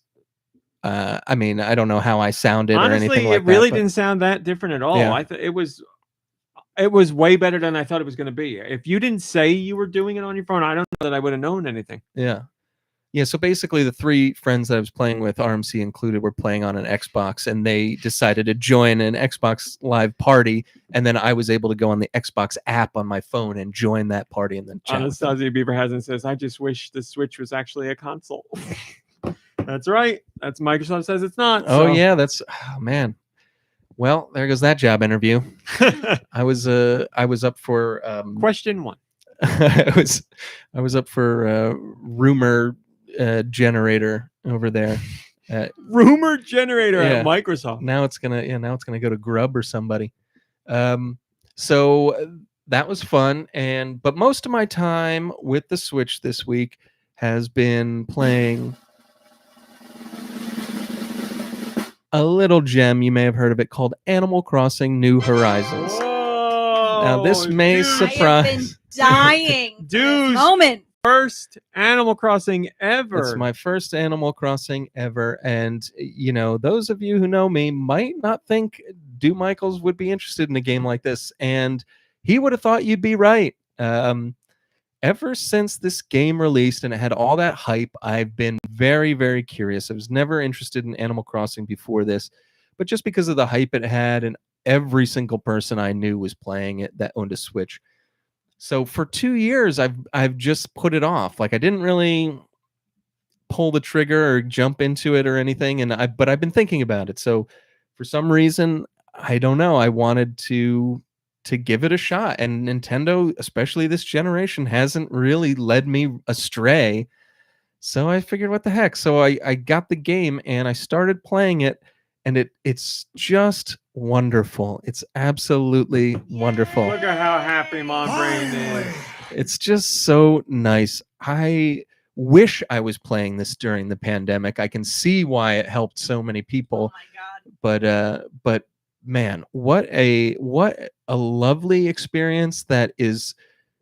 I don't want to say slow. It's like it's just perfect. That kind of, that island life, doing what you want. Everybody is neighbors. Everybody is like friendly. I know there's instances where they cannot be, but like for the most part, it's about friends and family and living life and loving life in such a small way that, and I don't know, the gameplay loop is very addictive, and you're always, I love the real-time aspect of it. So there's always something new. The next day, I haven't even gotten to the part where they change the music yet. Apparently, you have to get a certain part into the game before they change the music every hour.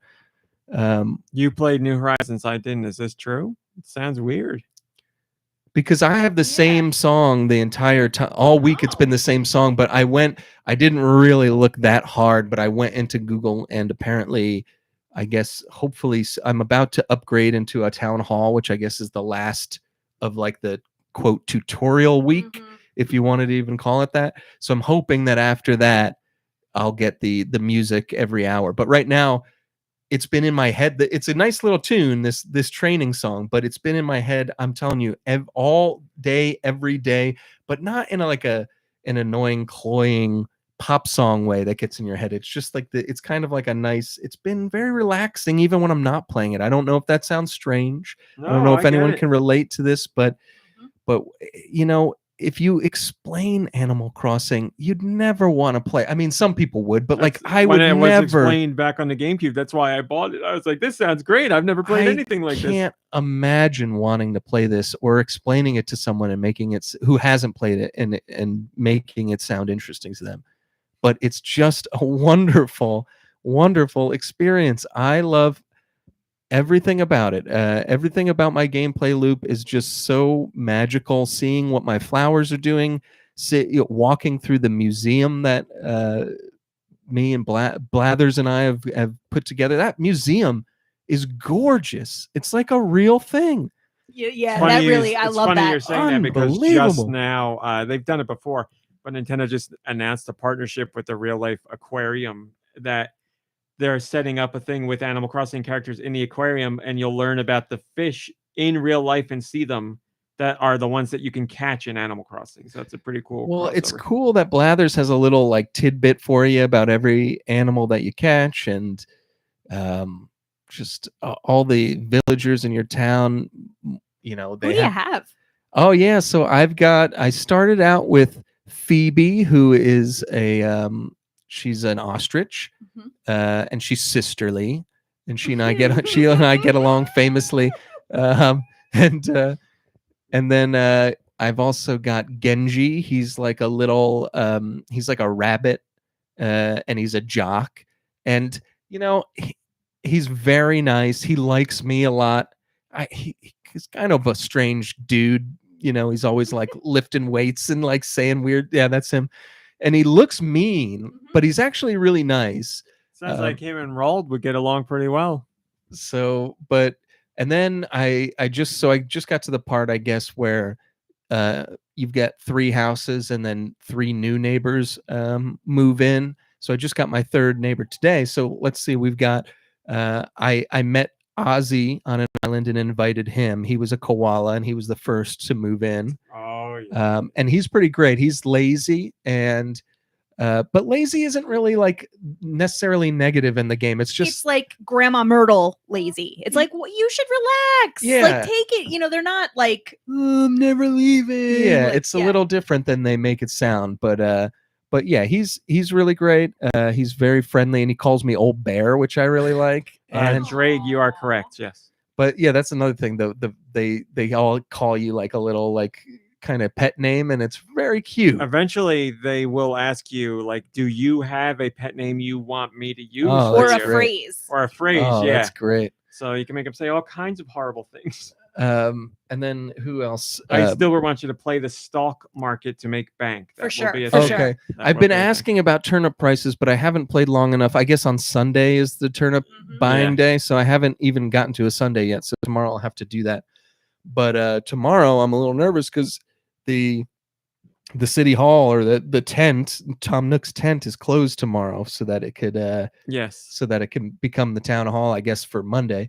So we'll see how I do, but yeah, and then I've got Ellie, who's an elephant. She's the last one who just Oh, I moved like in. her. I just met her today, so I don't know anything about her. She was cleaning up her house.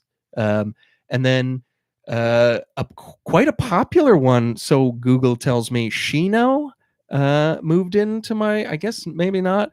Shino is a deer, and Oh yeah. Yeah. she's pretty cool. She's peppy or something like that. Oh Yeah. yes, she's very popular. Yeah, Yes. definitely. Now that I see her, Yeah. fan favorite. But so you know, it's pretty cool so far. I'm really loving it. Absolutely loving it, and just seeing the changes that go by every day. And there's always something to do, and there's always, you know, it's very addictive. I can't tell you how many times I've been back and forth selling and getting bells and Man, making there's so stuff. many things I Change want of season to is talk cool, to you like- about. I'm excited. Well, today is apparently the Yeah. new season, so I'm going to start seeing There's so many autumn things I stuff. want to talk to you about, but I don't want to spoil them because it's just better if you organically happen upon them. So depending on the time of day and the days you play and what you're doing, you'll see things where you'll be like, what's going on here? I didn't even know this was the thing. So there's mysteries and surprises, and you'll come across It's them. just, I mean, I, at the risk of being a fanboy, just Nintendo every time, and there is the Nintendo stamp on this game so big Oh yeah. and so lovingly that I don't even know. I mean, that doesn't even make sense what I just said, but I'm just having so much fun playing this very quaint. I don't want to say simple. Again, it doesn't have to be simple, but it's like but what a wonderful, you could play it for 5 minutes or you could play it for 4 hours. I don't know. Like, I am just loving I this. still want you to know that you also get the Happy Home Paradise DLC for free because we're on Switch Online together. So you get a whole extra thing that you add in there too. Oh, I wonder how to achieve that. I'll look into it. Yeah, I haven't played, so I can't tell you. But Happy Home Paradise is like a whole new aspect of things to do. So I would get like, I'd take your time for the next few weeks and get the run of everything and the flow, and then you can look into that other stuff because you're going to have plenty to do, especially with this being your first Animal Crossing. Right. And if you'd like, I can restart my island, and then if you want I places told to you- visit, or I said when yeah. he talked about it that you were going to get the itch to go back in. So Well, I mean, you know, if you wanted I to would love to. travel and see other islands. That's one of the things. I mean, the only regret I have is not playing it earlier, you know, because everybody we knew who had a Switch was playing that game. And I could have been visiting all tons of islands and sharing this experience with getting everybody.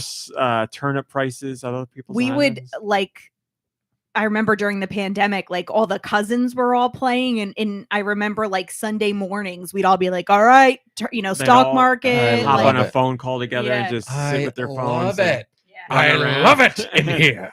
there'd be moments of silence where everybody's just running around their town doing whatever, and then a big We leave conversations stuff about for each things other and, and send each other letters, and it was just like brilliant. a really Droth had it, and like her kids, she was sharing it with her kids, and she'd be like, I hate playing with my kids, they keep ruining all my You're stuff. Oh, no. inspiring the chat here for people to go back. Drake is saying everyone want to go back to Animal Crossing and give Do some bells. That's true. Oh, Yeah. it's such a wonderful game. This even- guy hasn't played, maybe he should start. Well, I can't. I was don't have time. wondering, yeah, just because it's time consuming, right? If I would love nothing when I was playing Animal Crossing was when I wasn't so caught up at work and everything. It was so nice to just go in for an hour and grab some shells, do a little fishing, go see my favorite neighbors, give somebody a present, screw around with things in my house and decorate, get some gyroids going, and yeah, it's great. There's nothing like it. There's nothing, because Animal Crossing is very much the Nothing non-game like it. game of all of them. Like Stardew and Fae Farm, there are some elements that are shared between all of them, but they are more game focused, where this is just more like, hey, Little slice you of don't have to life. pay Yeah. anything back. You don't really have to do anything. You go in and do whatever you want. It really So, is. It's great. It just has such a great feeling. No pressure, no Yeah. anxiety. It's just so nice. Well, I mean, there's a little anxiety when it gets to be Easter time, but Uh-oh. Stop it. Stop. Now I'm gonna have a bad one tonight. like we've said to you before, the Easter bunny character that shows up is Oh a no. little weird. Well, You're gonna love them. yeah, I'm sure I will. What's his name? Zipper?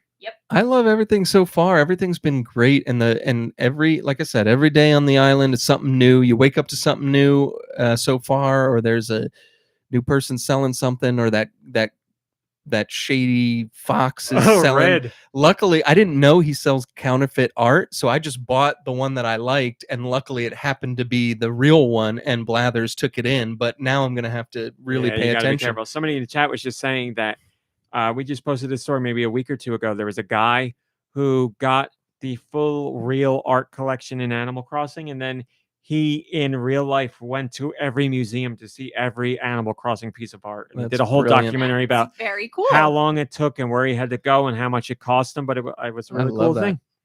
So And there's a lot of the gameplay, like you said, isn't really gameplay. Like, it's very simple mechanics: the fishing, the bug catching, the diving, the chopping, like things. It's so simple, yep. but like they're all so addictive, and each one gets you something that you're gonna need to craft furniture for you. Like, once you get into planting things wherever you want, or making your, like, getting fences and putting, like, you can go as deep as you want, or And as you can whatever. make all kinds of clothing too. And I'd get every like a- design you could think, you could draw your own designs if It's you want. so cool. I'd get a wild hair every once in a while and be like, you know what, tonight, like on a Friday, I'm gonna completely redesign everything. And I would just, that's what I would do. That's so like, cool. So it's even like, look, if you get bored of like whatever, you could just be like, well, I'm gonna destroy all this and restart, and it, like, you don't have to get bored. Like, there's always something. Yeah, it's been doling out what I can do at a great pace. It was the first couple of days I thought were a little slow until I kind of got the hang of it, and now I appreciate the pace, because every day there's something new that they feed to you, or something new that you can craft or do, or so I just feel like it's almost limitless. And you should see my part of the island is like so cultivated and perfect, and like I just have like everybody else kind of wherever the heck they could fit. It's nice for you to be here. Just go over there, please. But Go yeah, hang so out. I don't know. One question I would have is, how does the relationships with the villagers work? Because I'll talk to everybody at least once, and if I talk to them again, they'll make a comment that's kind of like, why are you still talking to me? But like, they're still friends of mine, and they've given me gifts and vice versa. So like, I'm not, doing any damage when I talk to them more than once, am I? No. that's the easy stuff. Eventually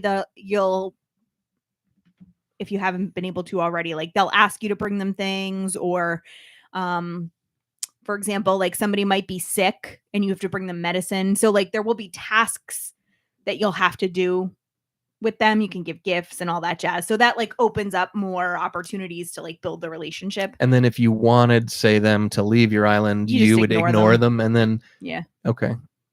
Yeah. Well, I'm not there yet. I like everybody so far. And apparently you can have, what, up to 10 villagers eventually? Is that what you got to? I don't remember, but there comes a point where like it's a real Sophie's choice, you know, because you feel like everybody, but there's like somebody else you're like, but I really like that one. Like The worst is when you get someone who you love who's like, I'm thinking I'm going to go somewhere else. You're like, God, no, please. I've already like Googled it, and I was like, how do I make sure people I like don't leave? And apparently there's like a little, spoilers, there's like a little kind of bubble cloud that goes above a person's head when they're thinking of leaving. Just do not talk to them. And then the next day it goes to a different villager, and you just wait until that goes to the villager that you want to leave.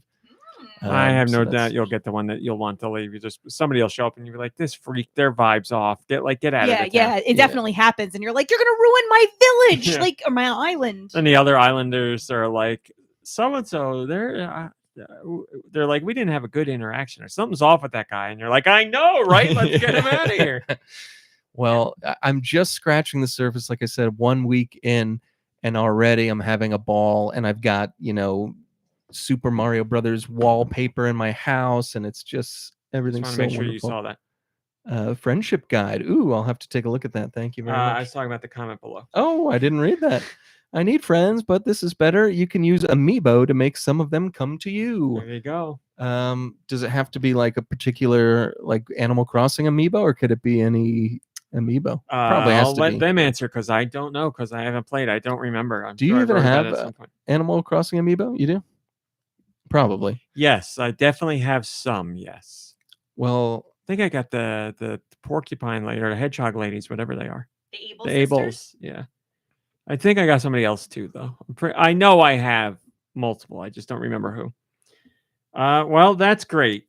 I'm glad you jumped in and took the plunge, and I'm glad it's working out for you. I knew easily that you would really appreciate it. It so I'm doesn't glad it's seem working out. like my type of game, but boy, is it ever. And just add it to the list of a reason to get the Switch. Seriously, this thing, it just is incredible. I played the last 3 days. I've been on handheld playing New Horizons. I felt like I was on that island. I wasn't where I was in real life. That's what you need, a just- getaway, yeah. It's just brilliant. And again, my only regret is not getting into it sooner. So love that for me. The not yet became a now. Yeah, it's a wonderful thing. So you never know, folks. Don't give up out there. There you go. Thank you very much. Something new and something you really enjoy might be right around the corner. You play anything else, or that's it? That was it. RMC, why don't you fill us in on your playtime actives? I have played stuff this week. Fortnite, you know all about it. Don't need to talk about it more. I played F-Zero 99, and that is a blast. F-Zero 99. That is so much fun. I can't express the feeling of what it's like when you actually get to your first race with online players. Because as I was saying to do outside of the show, you get a little bit of onboarding that takes maybe 10 minutes, where it's like, here's how to play F-Zero. Here's what everything does. Let's do a 25-player computer match. Let's do a 50-player computer match. And then eventually it's like, all right, go. You're online. And when you go online and you actually see all 98 other racers out there, and the race starts, and it's just, there's a spin attack, people spinning and bumping into each other, people blasting ahead, people bouncing all over the track, everybody jockeying for position. Like, it's pure insanity in the best way possible. I was mouth agape when I first played, because I was like, this is nuts. And I knew what it was going to be. And it's just so nuts where you're like, I can't even believe this is happening.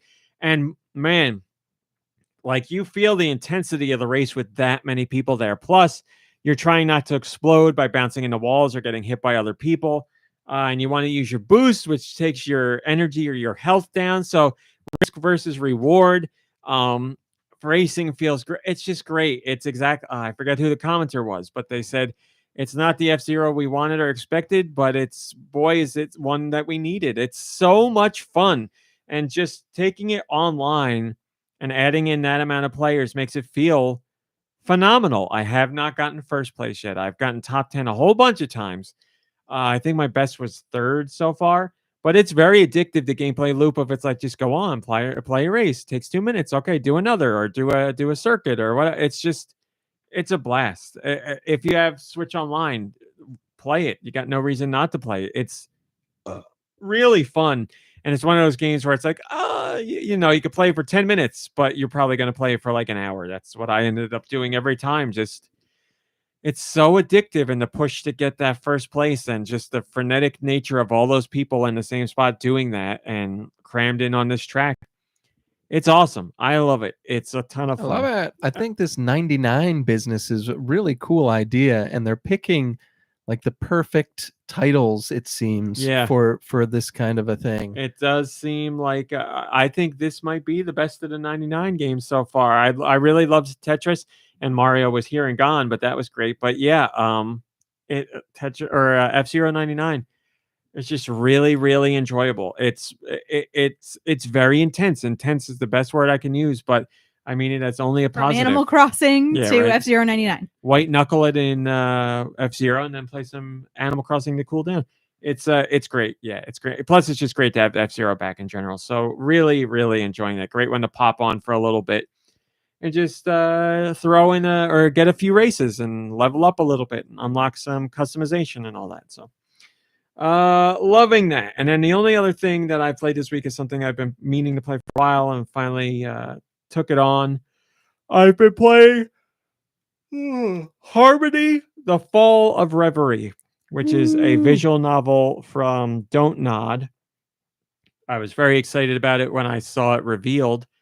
It was surprise revealed in a Nintendo Direct a few months back. It came out, I want to say July maybe, or August. I don't know. But I'm playing it. I'm on Act 4 out of Act 5, so I don't have that much longer to go. But I put in, I'd say, probably 7 to 8 hours. It's a mixed bag. I'm a little confused about how to feel on this one. So I'm trying to think of how to discuss it. It's a mixed bag. First off, it's a visual novel, and you do make choices. You make lots of choices. Now, here's what's going on. I'm going to try and do this without spoilers. Too many choices. You are a young woman who left her hometown, and the game starts with her returning to the hometown because her mother is missing. And you join up with other friends and family members to find out where the mother has gone. Very, very early in the game. Ironically, you find out that the mother left looking for you. I will tell you a spoiler here. That is not what happens. If you get lost in the grocery store, you're supposed to stay wherever you were left, because that's where your mom will come find you. To find out what's up. Screaming and crying is what I love to do best. So very early, like the beginning of the game, you find out by touching this necklace that you can travel to another world. Okay. So it's the world of Reverie, because the name of the game is Harmony, The Fall of Reverie. Your character's name is Harmony. The place's name is Reverie. And in Reverie are people that represent, let's say, emotions. Peepholes that look at emotions. So there's like chaos, there's power, chouse, there's there's bliss, all that stuff. That sounds like so they're all represented by different character designs, and you can visit this world to talk to them, and you find out that the two worlds are connected. The real world and the world of Reverie are connected. Oh, and there's a harmony between them? Well, you are Harmony. You're the harmony that goes between them. So that's all you find out right away. So I won't spoil what happens after that. But obviously, if you listen to the title of the game, you can see what's going to happen in the game. So you make lots of decisions. The really cool thing about it is you have basically, you can see the future. So you see the future through like a top-down view. That's like a map. And it'll show you blips on the map that show you things that are going to happen. So it's like, your mom's missing, and then talk to this guy, and then you'll go here, and then you'll meet this person. But you don't know the specifics of how all of that happens. You just know they're connected. So you make your decisions, and the decisions has lines going through them that connect them all. So you can see, if I make this decision, I'll end up over here. But you don't know what happens in between to get there. So you can make your decisions based on what you would do as a person or where you want to go, but you can't guarantee how you get there is going to be, or how you arrive at these things is going to be something you're happy with. So it's interesting because, again, you can see the future and it very much informs what you're going to do, but that could be a good thing or bad thing based on how you get there. So I thought that's a really cool idea. And everybody you interact with in Reverie nets you like a crystallized version of their namesake. So like you'll get a power crystal and a chaos crystal or a truth crystal. One of the characters is truth. And then for certain things on the timeline, you'll need crystals to open them. So you'll have 4 options, and maybe 2 of them will be locked unless you have 4 power crystals or 2 chaos crystals. Chaos emeralds. And you can see what they do. It'll be like, you spend the crystals here and you'll get to talk to this person, or you'll get to make this decision. So depending on the decisions you make, other paths will open up or some may be locked. And sometimes it's like, if you go here and you do this, then that branch of the storyline's closed. You can't go there. So decisions can be very tough because you'll want to do what's right, but you'll see things ahead where you're like, oh, I don't like that, but maybe how you get there is a good thing. So it's tough. It's very tough. There's lots of decisions where you're like, what do I do here? I try and stick with what I would do in real life or what I feel is right. And sometimes that's really difficult because you see things ahead that you don't like. And you're like, and because you've never had to deal with chaos emeralds in real life. That's right. Never. Not yet, anyway. To our knowledge. No chaos for me at all. No, definitely not. So so is your mother kidnapped by Dr. Eggman and put into a robot? There are chaos, I guess, technically emeralds. Thank Sure, you. but no, Thank you. not yet. End of the game's coming though, so I don't know. Maybe Robotnik's tied to it. So that is really cool. Now the story itself is also really cool. The interconnections with characters, be they the real people or the people from Reverie, I really like them. All the characters are very well developed. Everyone's written really well. I really like all that stuff. There's loss and grief and death that's explored to a depth that I don't think I've ever seen in a game by far, ever. There's some really heavy stuff, and you really feel it because it's weighted on your decisions too. So like it's not like, oh, this person dies and then you move on. Like there are things that happen where it's processed by the characters in the game, and you have some uncomfortable conversations, and it's a lot. So it's very heavy, but I mean it in a good way. So I said it's a bit of a mixed bag. Why is that? Well, it's a visual novel that also lies on what I don't like in regular books, which is like, the explanation of flowery description. Yeah, very flowery descriptions where I'm like, ugh. So that's a me thing. Also, I think the game belabors the point in some instances because there's high intense moments and there's high action moments and there's very deep, meaningful moments. But there's some other moments where I'm like, this could have had its pace picked up a little bit. And sometimes there's like parts where you pick a blip on the timeline, you go in, you read 2 sentences, and then you come back out to the timeline. And I'm like, this could have been condensed more. We don't need to keep going in and out for this kind of stuff. So that's a bit of a mixed bag. It creates pacing issues in some areas. So that's rough. But like I said, the story you get is very engrossing and very engaging, and I'm very interested to see where it goes. It's definitely a fantastic story. Just, I feel they could have adjusted pacing in some areas. So I am really enjoying it. It's a tough... I can't say I've ever played a visual novel where I felt there were pacing issues like this, but these aren't monumental pacing issues. It's just little things where I'm like, this could have been streamlined a bit, but nothing where I'm like, this is a slog. This is a drag. I'm bored out of my mind. Nothing like that. Just little things where you're like, oh, if they just could have put these 2 together, this would have flowed so much better. What's the title again? Harmony, The Fall of Reverie. The voice actors are phenomenal. Everybody's voice acted. The only thing is when you're thinking to yourself, when the main character is thinking to themselves, you just read that. But she has a voice when she's speaking to other characters. Voice actors are so good. There's one character in particular, an old guy. What's his name? Laszlo, I think. It's something like that. That's wrong. but he's so good. Everybody in the game is really good, but the old guy just, for me, is a step above. He's excellent. There's also a character called Bond, who's one of the Reverie characters, who's all about the ties between people. I really love that character. I love the voice actor for that. But that's Power. That's not the old guy. Oh. He is an old guy, but that's Power. Well, I don't think his name's Laz. Though. Just try Laz, maybe LAS or LAZ. He's great, but the voice acting is great. All the character portraits are animated for each time that they talk. So I love the art style that's used, and I love the animations. The backgrounds are gorgeous. They do some really cool stuff with how the camera flies by them. Very, very cool stuff for a visual novel. And then, if you know of the game, you already knew I was going to say this. Icing on the cake. Soundtrack by Lena Raine, one of my favorite composers in gaming. Very nice. And she stretches her legs a bit in this one. She does some different stuff, and it's fantastic.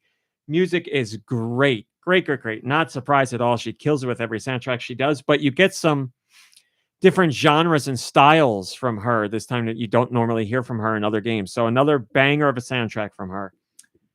So it is good, but there are things that would make it better, but it's a very great game, and it's brings up a lot of things that I think about a lot in today's day and age. It's very topical. Also, if this matters to you, hopefully in a good way, representation is fantastic in this game, for all different types of people and all different, just everything. And great. I'm warning you. I shouldn't warn you because I don't want to get into all this, but great representation. Great use of pronouns and all that stuff too for those characters. It's very forward with that kind of stuff, but it's not like token characters. It's like, well fleshed out characters that are meaningful to the story. The game isn't like we're LGBTQIA plus supportive and like rah and all that. It's not like they're just doing that just to signal boost or to virtue signal. It's like these are people, characters that mean things, that have those as part of their personality, just like the real world. Right. It's not, let's make, all Hi, right, Buck, so Buck. In our game, we need to have this kind of person, that kind of person, this kind of Exactly. representation. It's like, So, there's good storytelling to be done because Yes. this person has they are this not put in there experience. because of inclusion reasons. They are put in there and they have those aspects to them. So yeah, great. Just it's nice. I'm pointing that out because it is nice to see that representation, but where it's not used as like a poster child just for representation. It's meaningful and done well. So yeah, I like the game. I certainly have it finished this coming week. I'll write a review, but if you're a visual novel person, I would look into it. Watch a couple trailers, see what you think. It's enjoyable. It's a good one. Not one of the greatest ones I've ever played, but it's upper tier. And that's it. That's just a great genre. Glad that they're making games for it. It is a great genre. That's very true. Did you find a picture like I do? No, I couldn't find it. It just kept coming up with the picture of like a whole bunch of characters. I'll try and find it for you. Nope. Of course, everything I'm going to has the Reverie characters, but not the other characters. PC says update. Apparently, I haven't been back to my original island in 3 years. I'm guessing she went back to her island just now. And they're all like, "Where have you been? Who's picking these weeds? We don't know what to do." I think if I recall correctly, you look a mess too. Like you get up out of your bed and you're like, "That's hilarious." All right. Well, while I'm trying to find this character, sorry, I should do this later. Oh, we have questions. Send your questions to GoNintPod@gmail.com. Where? GoNintPod@gmail.com. This is going to be perfect because it's a question for you two. Perfect. PT, they give you about Nintendo video games in general, whatever the hell you want. PT says, "Happy podcast day." Thank you. Thank you. Another sandwich email. Blind rank the sandwiches from 1st to 5th. Only tell the crew one at a time. I am not participating because I don't eat any of these while I eat one of them. So you are blind ranking them. I give you a sandwich. You tell me 1, 2, 3, 4, 5. Before we know the other 4? That's correct. Oh, gosh. Number 1. Not number 1. First sandwich. Italian. Italian sandwich? Yeah. I love an Italian sandwich. You know that. 5 is the worst. 1 is the best. Yes, that's how lists work. 4. I'm going to go number 2. If it's like the way I like an Italian That guy back there, sandwich. gray hair. Green Okay. shirt. All right. So you said number 2. Yeah. And you said 4. Mm-hmm. So you really like it, but you're leaving room because you think there might be something better. That's what I'm trying. And I did gotcha. the opposite. Reuben. 2. Oh, I love Reuben, but Reuben's going to be a 4 for me. Ooh, all right. BLT. 1. Oh, God. A BLT's so good. 3. Club. 5. 3. Yeah, 3. All right. So what do you have left? 5. And what do you have left? 1. 1 is, you're both going to feel bad about it. Grilled cheese. Okay. I It's like not a grilled 5. cheese. Yeah, grilled cheese. I would have put an Italian sub as my last one. I figured you would probably switch Italian and grilled cheese. Like Italian number 1, grilled cheese 2. I think so. Yeah. If I get Yeah. the Italian sub that I want, then definitely. So you did pretty good then. Yeah, I'm happy with that. I do love a grilled You're cheese. a little bit more off. I mean, BLT is my number 1. Yes. God, a BLT's so For good, sure. but that's my number 3, so I'm not complaining about that. Yeah. Yeah. You did good. You The did good. club, I've never been down with the club sandwich. There's Yeah, something not a weird big- about those. People, I wish I was reading. Well, I couldn't do both at once. Yes, let me know. I see you guys were putting numbers in there, and I'm glad you were playing along. Obviously, I couldn't read your numbers because I was reading the email. But if you have sandwich opinions, drop them out of the ones we talked about, and I will gladly read them. He says a BLT during peak tomato season is impeccable and unbeatable. MomBrain would agree with that. I can only top it by saying, as long as the tomato is from New Jersey. We live in Jersey. Kyle says 3 grilled cheese. Might only switch the BLT and grilled cheese, but accurate. So it worked out for someone else too. I think a BLT is fairly universally loved. Oh my God. It's on like every BLT. menu oh my everywhere. God, yeah. I know. Bacon. I mean, how do you go wrong with bacon? I can't remember the last time I Other had a than BLT. the torturing of the pigs. I want to. Yeah, well, there's that. I just want. Yeah. See, I don't want lettuce and I don't want tomato. Give me a B. B sandwich. How about a BC? Can I have a bacon and cheese sandwich? How about CT, bacon, cheese, tomato. Giant Reggie says, do you guys say sub or hoagie? Sub. Or yeah, Jersey's mostly sub, right? Yeah, you got to go to like Philly to Where it's not hoagie, it's hoagie. Hoagie. Yeah. Although my Uh, mother has used the word hoagie multiple times since she's moved to Florida. Hoagie Fest at Wawa. Oh. Kyle says 5 Reuben, 4 Club, 3 grilled cheese, 2 BLT, 1 Italian. An And- Italian fan like yourself. Never a grinder either. Oh no. Get that out of my face. Kyle Get says that out of my bacon sandwich. vocabulary. Bacon sandwich is a UK thing, so it's allowed. What is a bacon sandwich? Just bacon and bread? I'm down. Bacon probably sandwich. I butter. think there's If it's probably, UK, like- there's got to be butter. Is there like a bacon jam or like a I'd pickle try- jam? I'd try I think it, there's a yep. pickle jam that goes with it. Pickle jam. I I don't know. wonder. We also have a Patreon question. MomBrain, did you know that you could join the GoNintendo Patreon? $1. For $1. GekkouKitsune did. Thank you. They say, if you made your own video game console, what would you name it? Well, all I can tell you is, A, I don't know what I would name it. B, I would labor over it to the ends of the earth because now I know how important names are to people. Mm. So everything I'd be like, people won't buy because it's named whatever. So I'd I name don't it know. Fart. Does it stand for anything or just fart? Yeah, it stands for something. It Sorry, depends it's on. okay. Well, it depends on when you ask me. I'll tell you something different every time. Oh, I like it. Fart is what you want it to be. Yeah. Make fart yours. Yep. You have a Mm. name for your system or not? The Dewmaster. Like a Viewmaster. I like it. That works. Is it virtual reality? Fun and or no? radical touchscreen. I was Fun and radical touchscreen fart. Ooh. Holy crap. That's awesome. That's great. Maybe that's what Just the open Switch my 2 is mouth gonna and be. out it came. Nice. You're a very lucky man. Wayne's World 1. We got them both in. Yeah, we today. got both of them. You know, I mean, we all know that's from Wayne's World. We definitely all know. Yeah, I really, believe 'em. I really couldn't pick a name because I'd be too worried about it. Now that I know everybody, names are so important. So I was thinking a Dewmaster system, like the Oh! like pre-Genesis. that's even better. Yeah, that makes a ton of sense. Kyle says probably better on the bacon sandwich. There we go. MomBrain, Yes. would you like to do music? I would love to do music. Oh, I got music. You want to hear it? we want to. By the way, MomBrain. got music. Mm-hmm. want Oh wait, I'll let Nikki go. want to hear it? Oh. I'm usually very, very, very picky about the shirts I wear. There could be shirts for wrestling and anime and comic books and all that stuff, but I won't like 9 out of 10 of what's available. I'm very picky. Mm-hmm. This shirt, you could not have picked a shirt that I like better for.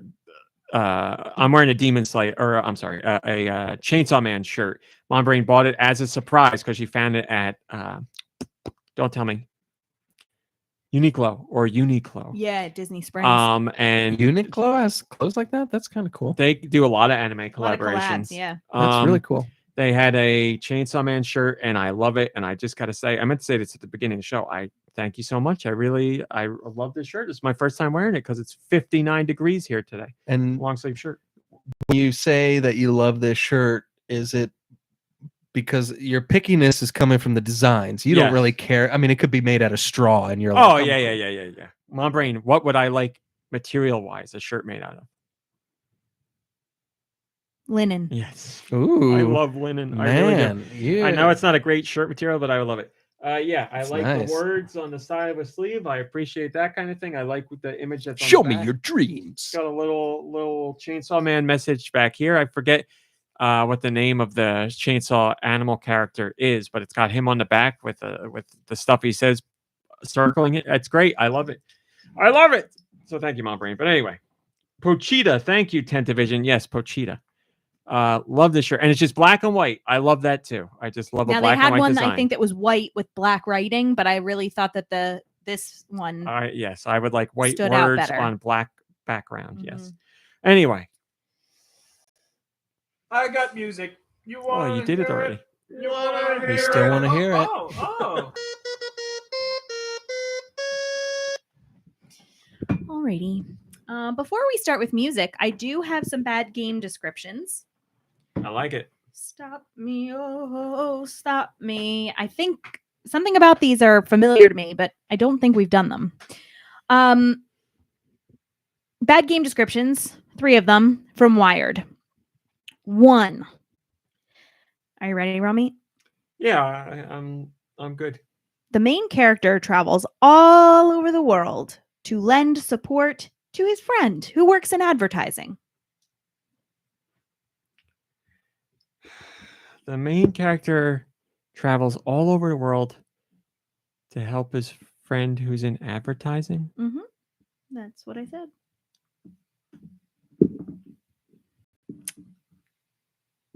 I don't know.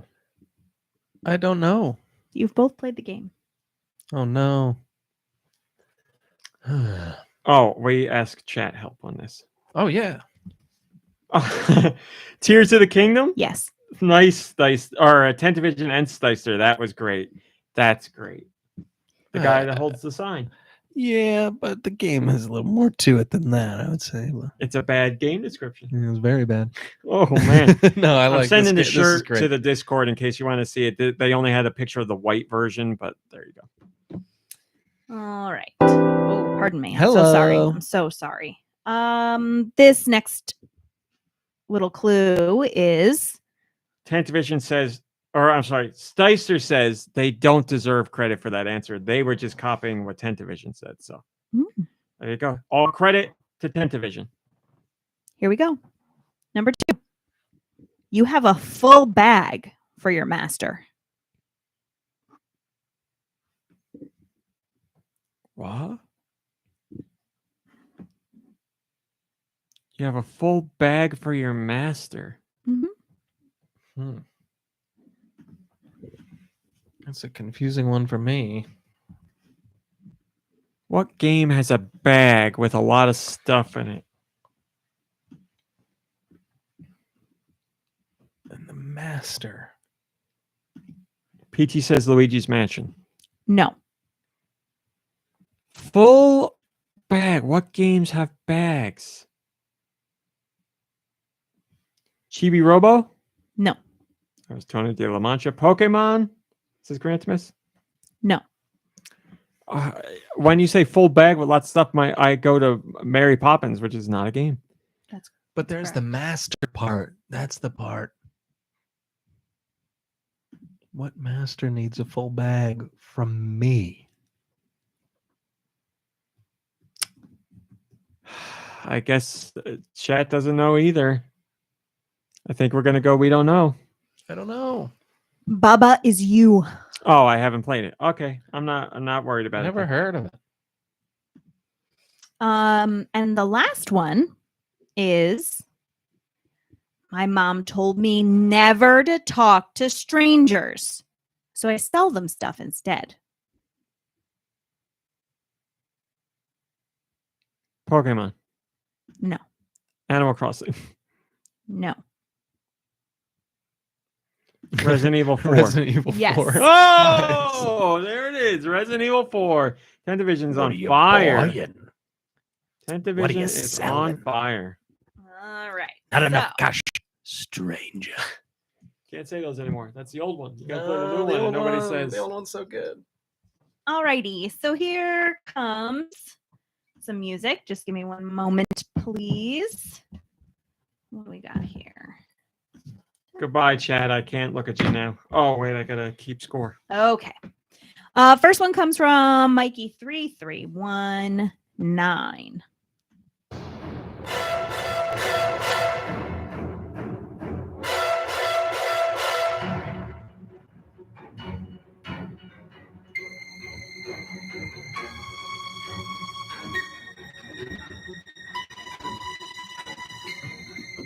I recognize this.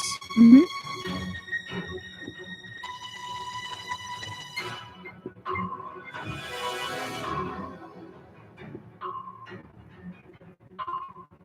It's pretty cool.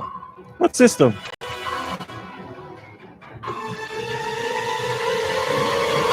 Resident Evil? Mm-mm. I believe Switch. Oh, it's Dead by Daylight. No. Damn it. Oh, it's Jason. Friday the 13th. Mhm. That's why. Okay. Man, Yep. And that was from Mikey3319. that's scary. This one comes from Jess I.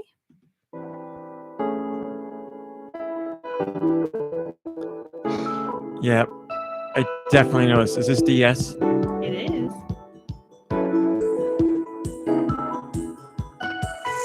It's first party. Mario Kart DS.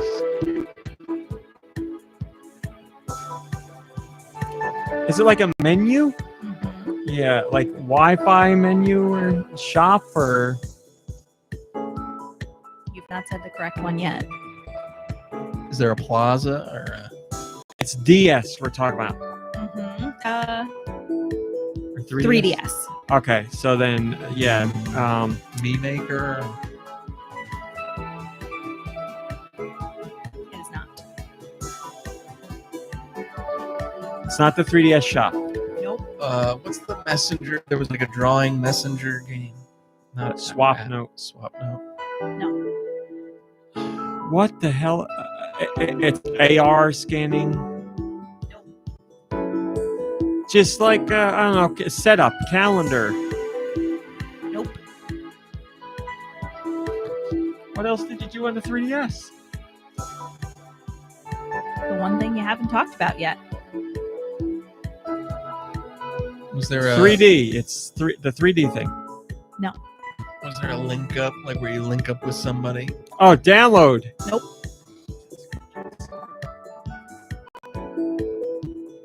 You're not going to give us this one? Excuse me. The answer is Nintendo Video. Oh my god. heck?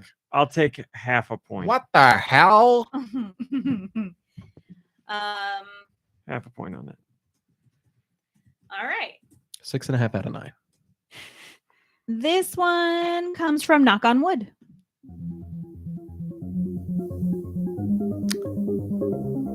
Yeah, I know this. Is this Castle Crashers? Sure is. Love this jam. Hey, This there we jam's go. So good. This game made me laugh, man. It had so much personality. Well, they're doing a sequel to Alien Hominid, their other game that's also really good and really funny. Man, I should Nice have little played it. ditty. So that was Castle Crashers from Knock on Wood. This one's from Wired.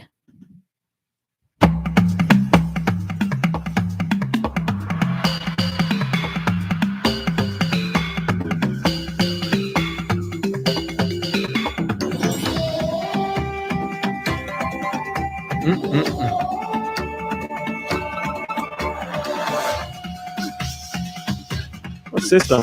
64. Good quality. So is it first party? So is it Bomberman? Nope.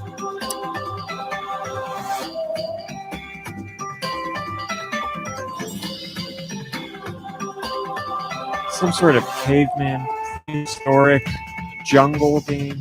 Based on the title, I would not say that. Okay. I'm going to guess this is like a level. It's really good quality, though. I mean, if it were Conquer or the other game that you love, you would have known that, right? That's first party, too, yeah. Wait, Banjo-Kazooie is first party? No, I didn't know you were saying Banjo. I'm going to give up. I don't know. It'd just be a guess. Donald Duck going Quackers. Man, I'll play it. can you imagine making an awesome song for that game? Well, I haven't played it, so it could be good. Not yet. Here comes Not one yet. from Peace and love. Akumaju.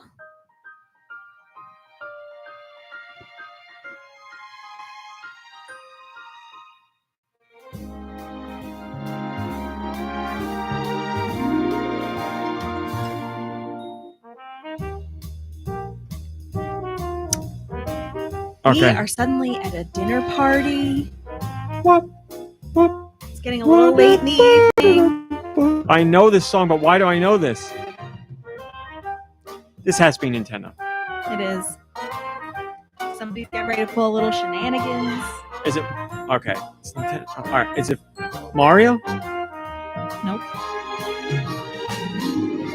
Smash? I mean, it's Mario, but it's not. Smash? No. Mario Party? No. Mario Sports No. something? Paper Mario? No. Oh, I thought that was going to be it. Mario Maker? Mario Kart? No. Bowser Jr.'s there. I guess it is Mario. What is going on here? Well, the subtitle isn't Mario. Is Mario in this game? Yes. Mario plus Rabbids. Mario Donkey Kong. No. Mario and Sonic.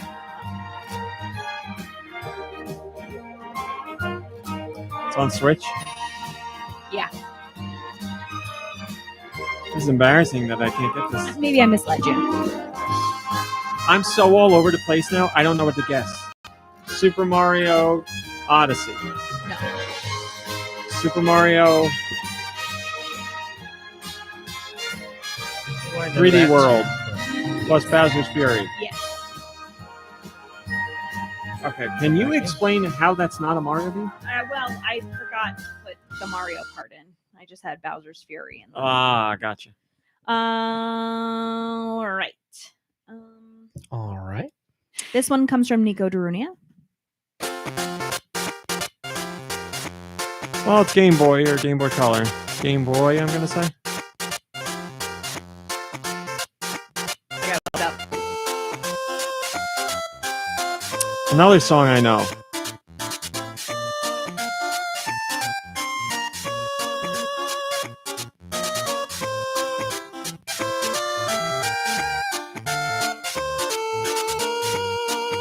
I think Game Boy Color. Well, it's excellent quality, so I'm going to go first party again. Yes. That is a theme. Well, we'll do it again. Mario, No. Zelda, No. Pokemon. Yes. There we go. All right, Pokemon, you're going to go Game Boy Color. Pokemon Pinball. No. Pokemon, I don't know, Emerald. I don't remember what's on Color. No. Is it like a Color, Pokemon, but... No. Okay, Pokemon Trading Card Game. Yes. We got there. Yes, that is correct. You got me. I can hear why this series is so popular. This song is awesome. This one comes from Rosemary the Farmer. Mm-hmm. Says a big hello. to A her big hello to my fans. Yeah. Another one I know.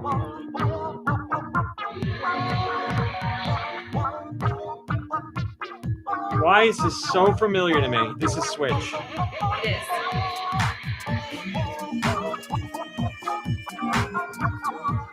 This is gonna drive me insane. Is it like an Oddworld or something? No.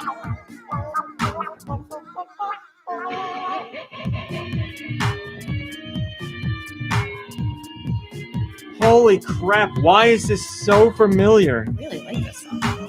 Yeah, this song's awesome. Mortal Kombat.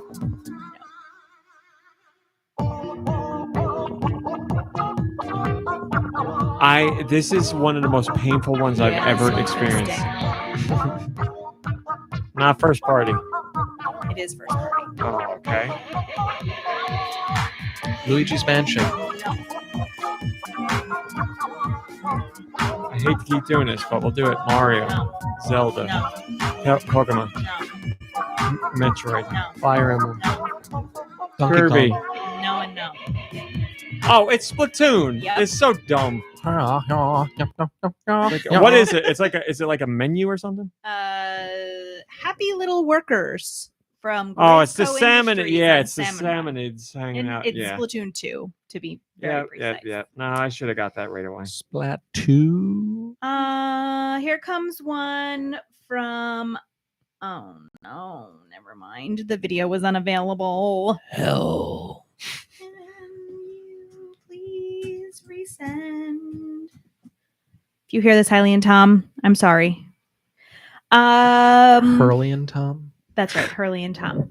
The Hurley and Tom. All right, so let's try this one from Hylian and Tom. Just give me a moment. 4, 3, Un 2, moment. 1.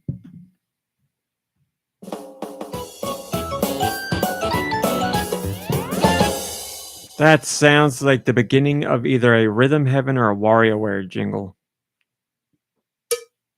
It's Rhythm Heaven. Wow. He's good. Yep, I remember this one.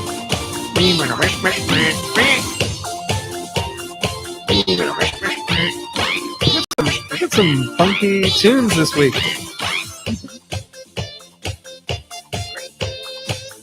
So many great jams in Rhythm Heaven. All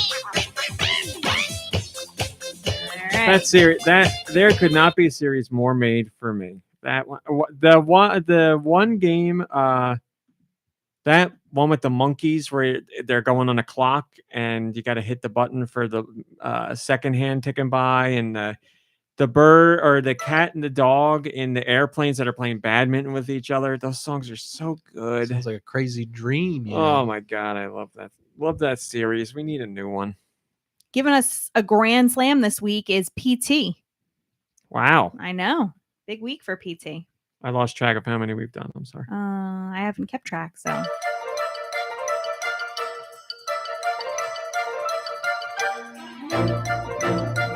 Bob Zemeckis, the game.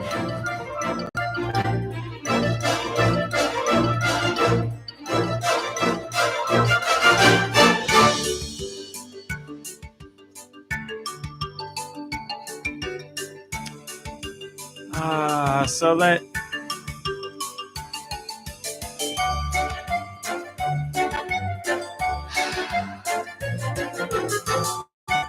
reaching beyond my limits here, but this has a Ubisoft vibe to me. It's not. Is it first party? No. Okay, then that's what I said. It's reaching too far. What system? Switch. It would be a complete guess, so I don't know. You got anything? Nothing. Pretty sure you played it. I actually think both of you might have played Oh it. no. No. It's what is it? It's Marjorie. Is it Marjorie? Melanie. Oh no. Oh it's no. Melanie. Melanie. That's a shame. She was really nice. You're killing me. Minecraft battle minigame. All right, I haven't played that. Minecraft battle minigame? I thought you guys played We an played online. Minecraft Legends. We didn't play Oh, regular so Minecraft. Sorry. So sorry. Okay. I popped into the Discord to see if anybody had an idea of how many, but Well, this is either 9 or 10. Okay. So number 9 or number 10 is coming from Ask Me.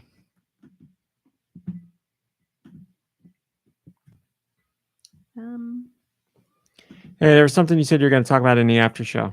I'm Yeah. reminding you. And Thank you. Frank. Lisa Frank. Lisa Frank. You know. Ask Me. I just sent you an email to resend the one I tried to open. So let's go with another one from Ask Me. Ask me. Oh, ask me. Oh, come on. Goldeneye. Yeah. It's a freaking song, though, let me tell you.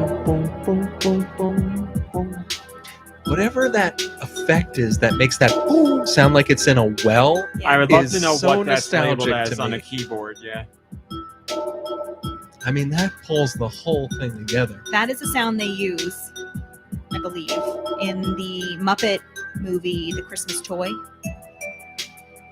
I'm pretty sure. I would default to you on Do that. I think you would really like that one with Rugby Tiger? One more Oh, song, it's so please. good. I don't think I've seen that. It's a really good one. Man, that's a good tune. Okay, so the last song for today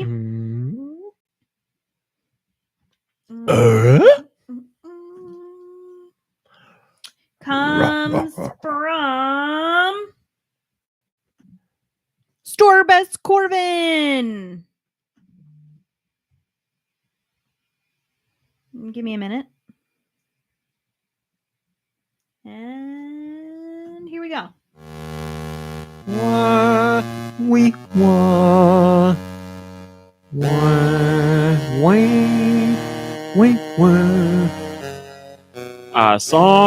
A soundtrack I listen to all the time. Now, do I know what it is? Eventually. Storebest Corbin says, another one of the best pieces of music on the system, especially the instrumentation. Fitting, since your podcast is one of the best on the internet, especially the podcast crew. So, Is it Batman? no, Okay. I didn't think so. you better not disappoint. Is this a new old game or is this old? This is original NES. God, this is awesome. Journey to Silius? Yes. Man, It's on Switch Online. that's amazing. Felt like he was about to really. Whole soundtrack's unbelievable. Yeah. Bum bum bum bum bum. God, this is so You epic. should. The game's pretty good. It's worth it for the soundtrack, without a doubt. Bum bum bum bum. Bum bum bum bum. Bum bum bum bum. And the song it goes right into after that. Nope. Oh, excuse. Hold on a minute. And the song it goes into right after that, Well, I don't know. Is it this one? that would be the same song for the third time. No, we're done. I'm not getting it. So sorry. 6 out of 9? 6.5 out of 9. 8.5 out of 10. Well done, everybody. We Well did it. done. We are well done. Do you got anything for us? Oh, I do actually. This one's a good one. There you go. So good. Whole soundtrack. Unbelievable. That's probably.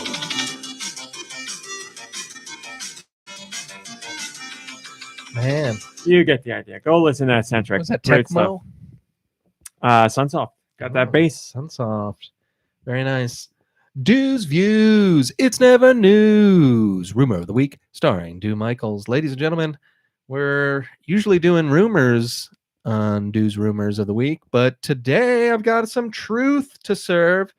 And let's just say our very own RMC might be a little sour-bellied over it. Oh boy. What else is going to be seasonal? F-099 is doing so well and so popular that they're releasing all these Japanese tracks that were unreleased before, and they're all food-based tracks. Every single one. There's an ice cream one and a donut one, and it says here there's even a spaghetti track. I'm out. I knew you would be. The Hot Dog Highway. There's a hot dog highway this I'm time in. around. I mean, Hot Dog Highway, can't pass that up. So yeah, be on the lookout for some delicious courses in piece of cake. 99 food theme courses to look forward to. Wow, that's great. One of these days when I wish your rumors weren't spot on, but it's nothing I can do about it.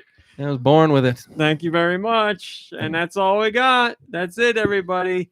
Thanks for hanging. Hey, do another. If you buy Reese's, go to the Discord, dump it. We'll talk about it next week. I'll talk about Reese's from now to the end of time. Thanks for watching. Your snacks. Thanks. Thanks for watching. Thanks for listening. We'll see you next week. Goodbye, everybody. Goodbye. Goodbye, everybody. everybody. Goodbye. Lisa frankly, All right. frankly, Mrs. Shankly. So let me tell you, I caught like a little mini 3-part TikTok documentary.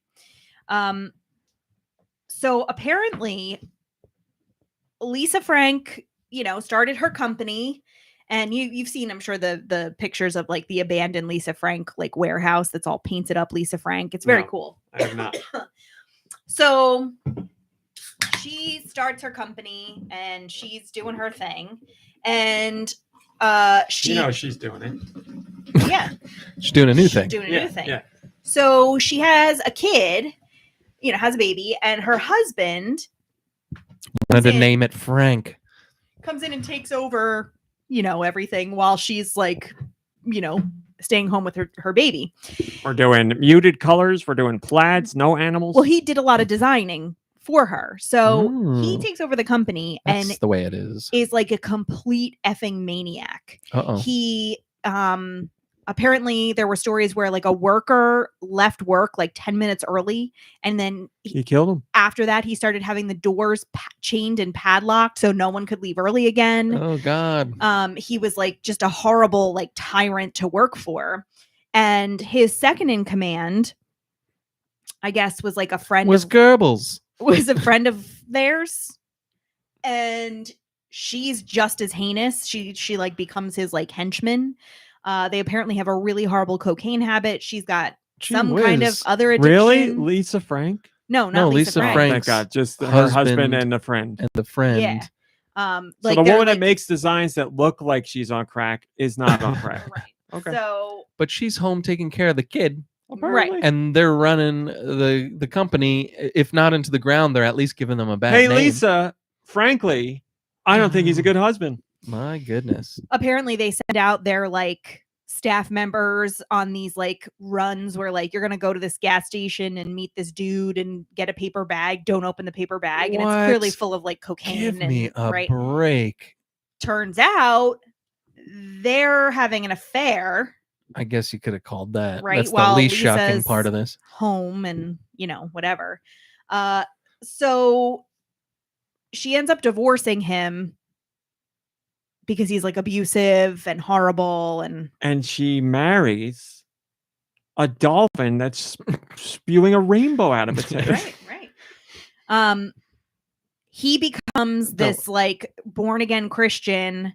How much time are we talking? What's the time span on this? It's a long time. Okay. Believe it or Yeah. not, a week. And I do believe there was some allegations about like the way Lisa Frank was running the company when she came back after she ousted the people, but like that's a little bit fuzzy because it's like how much of it was just like a holdover from the old regime and whatever. I can't imagine that her hands are perfectly clean and she didn't know what was going on like to some extent, but also, she's home raising a kid and like just had a baby and I don't know all the details. So they ended up having 2 kids. He becomes a born again Christian.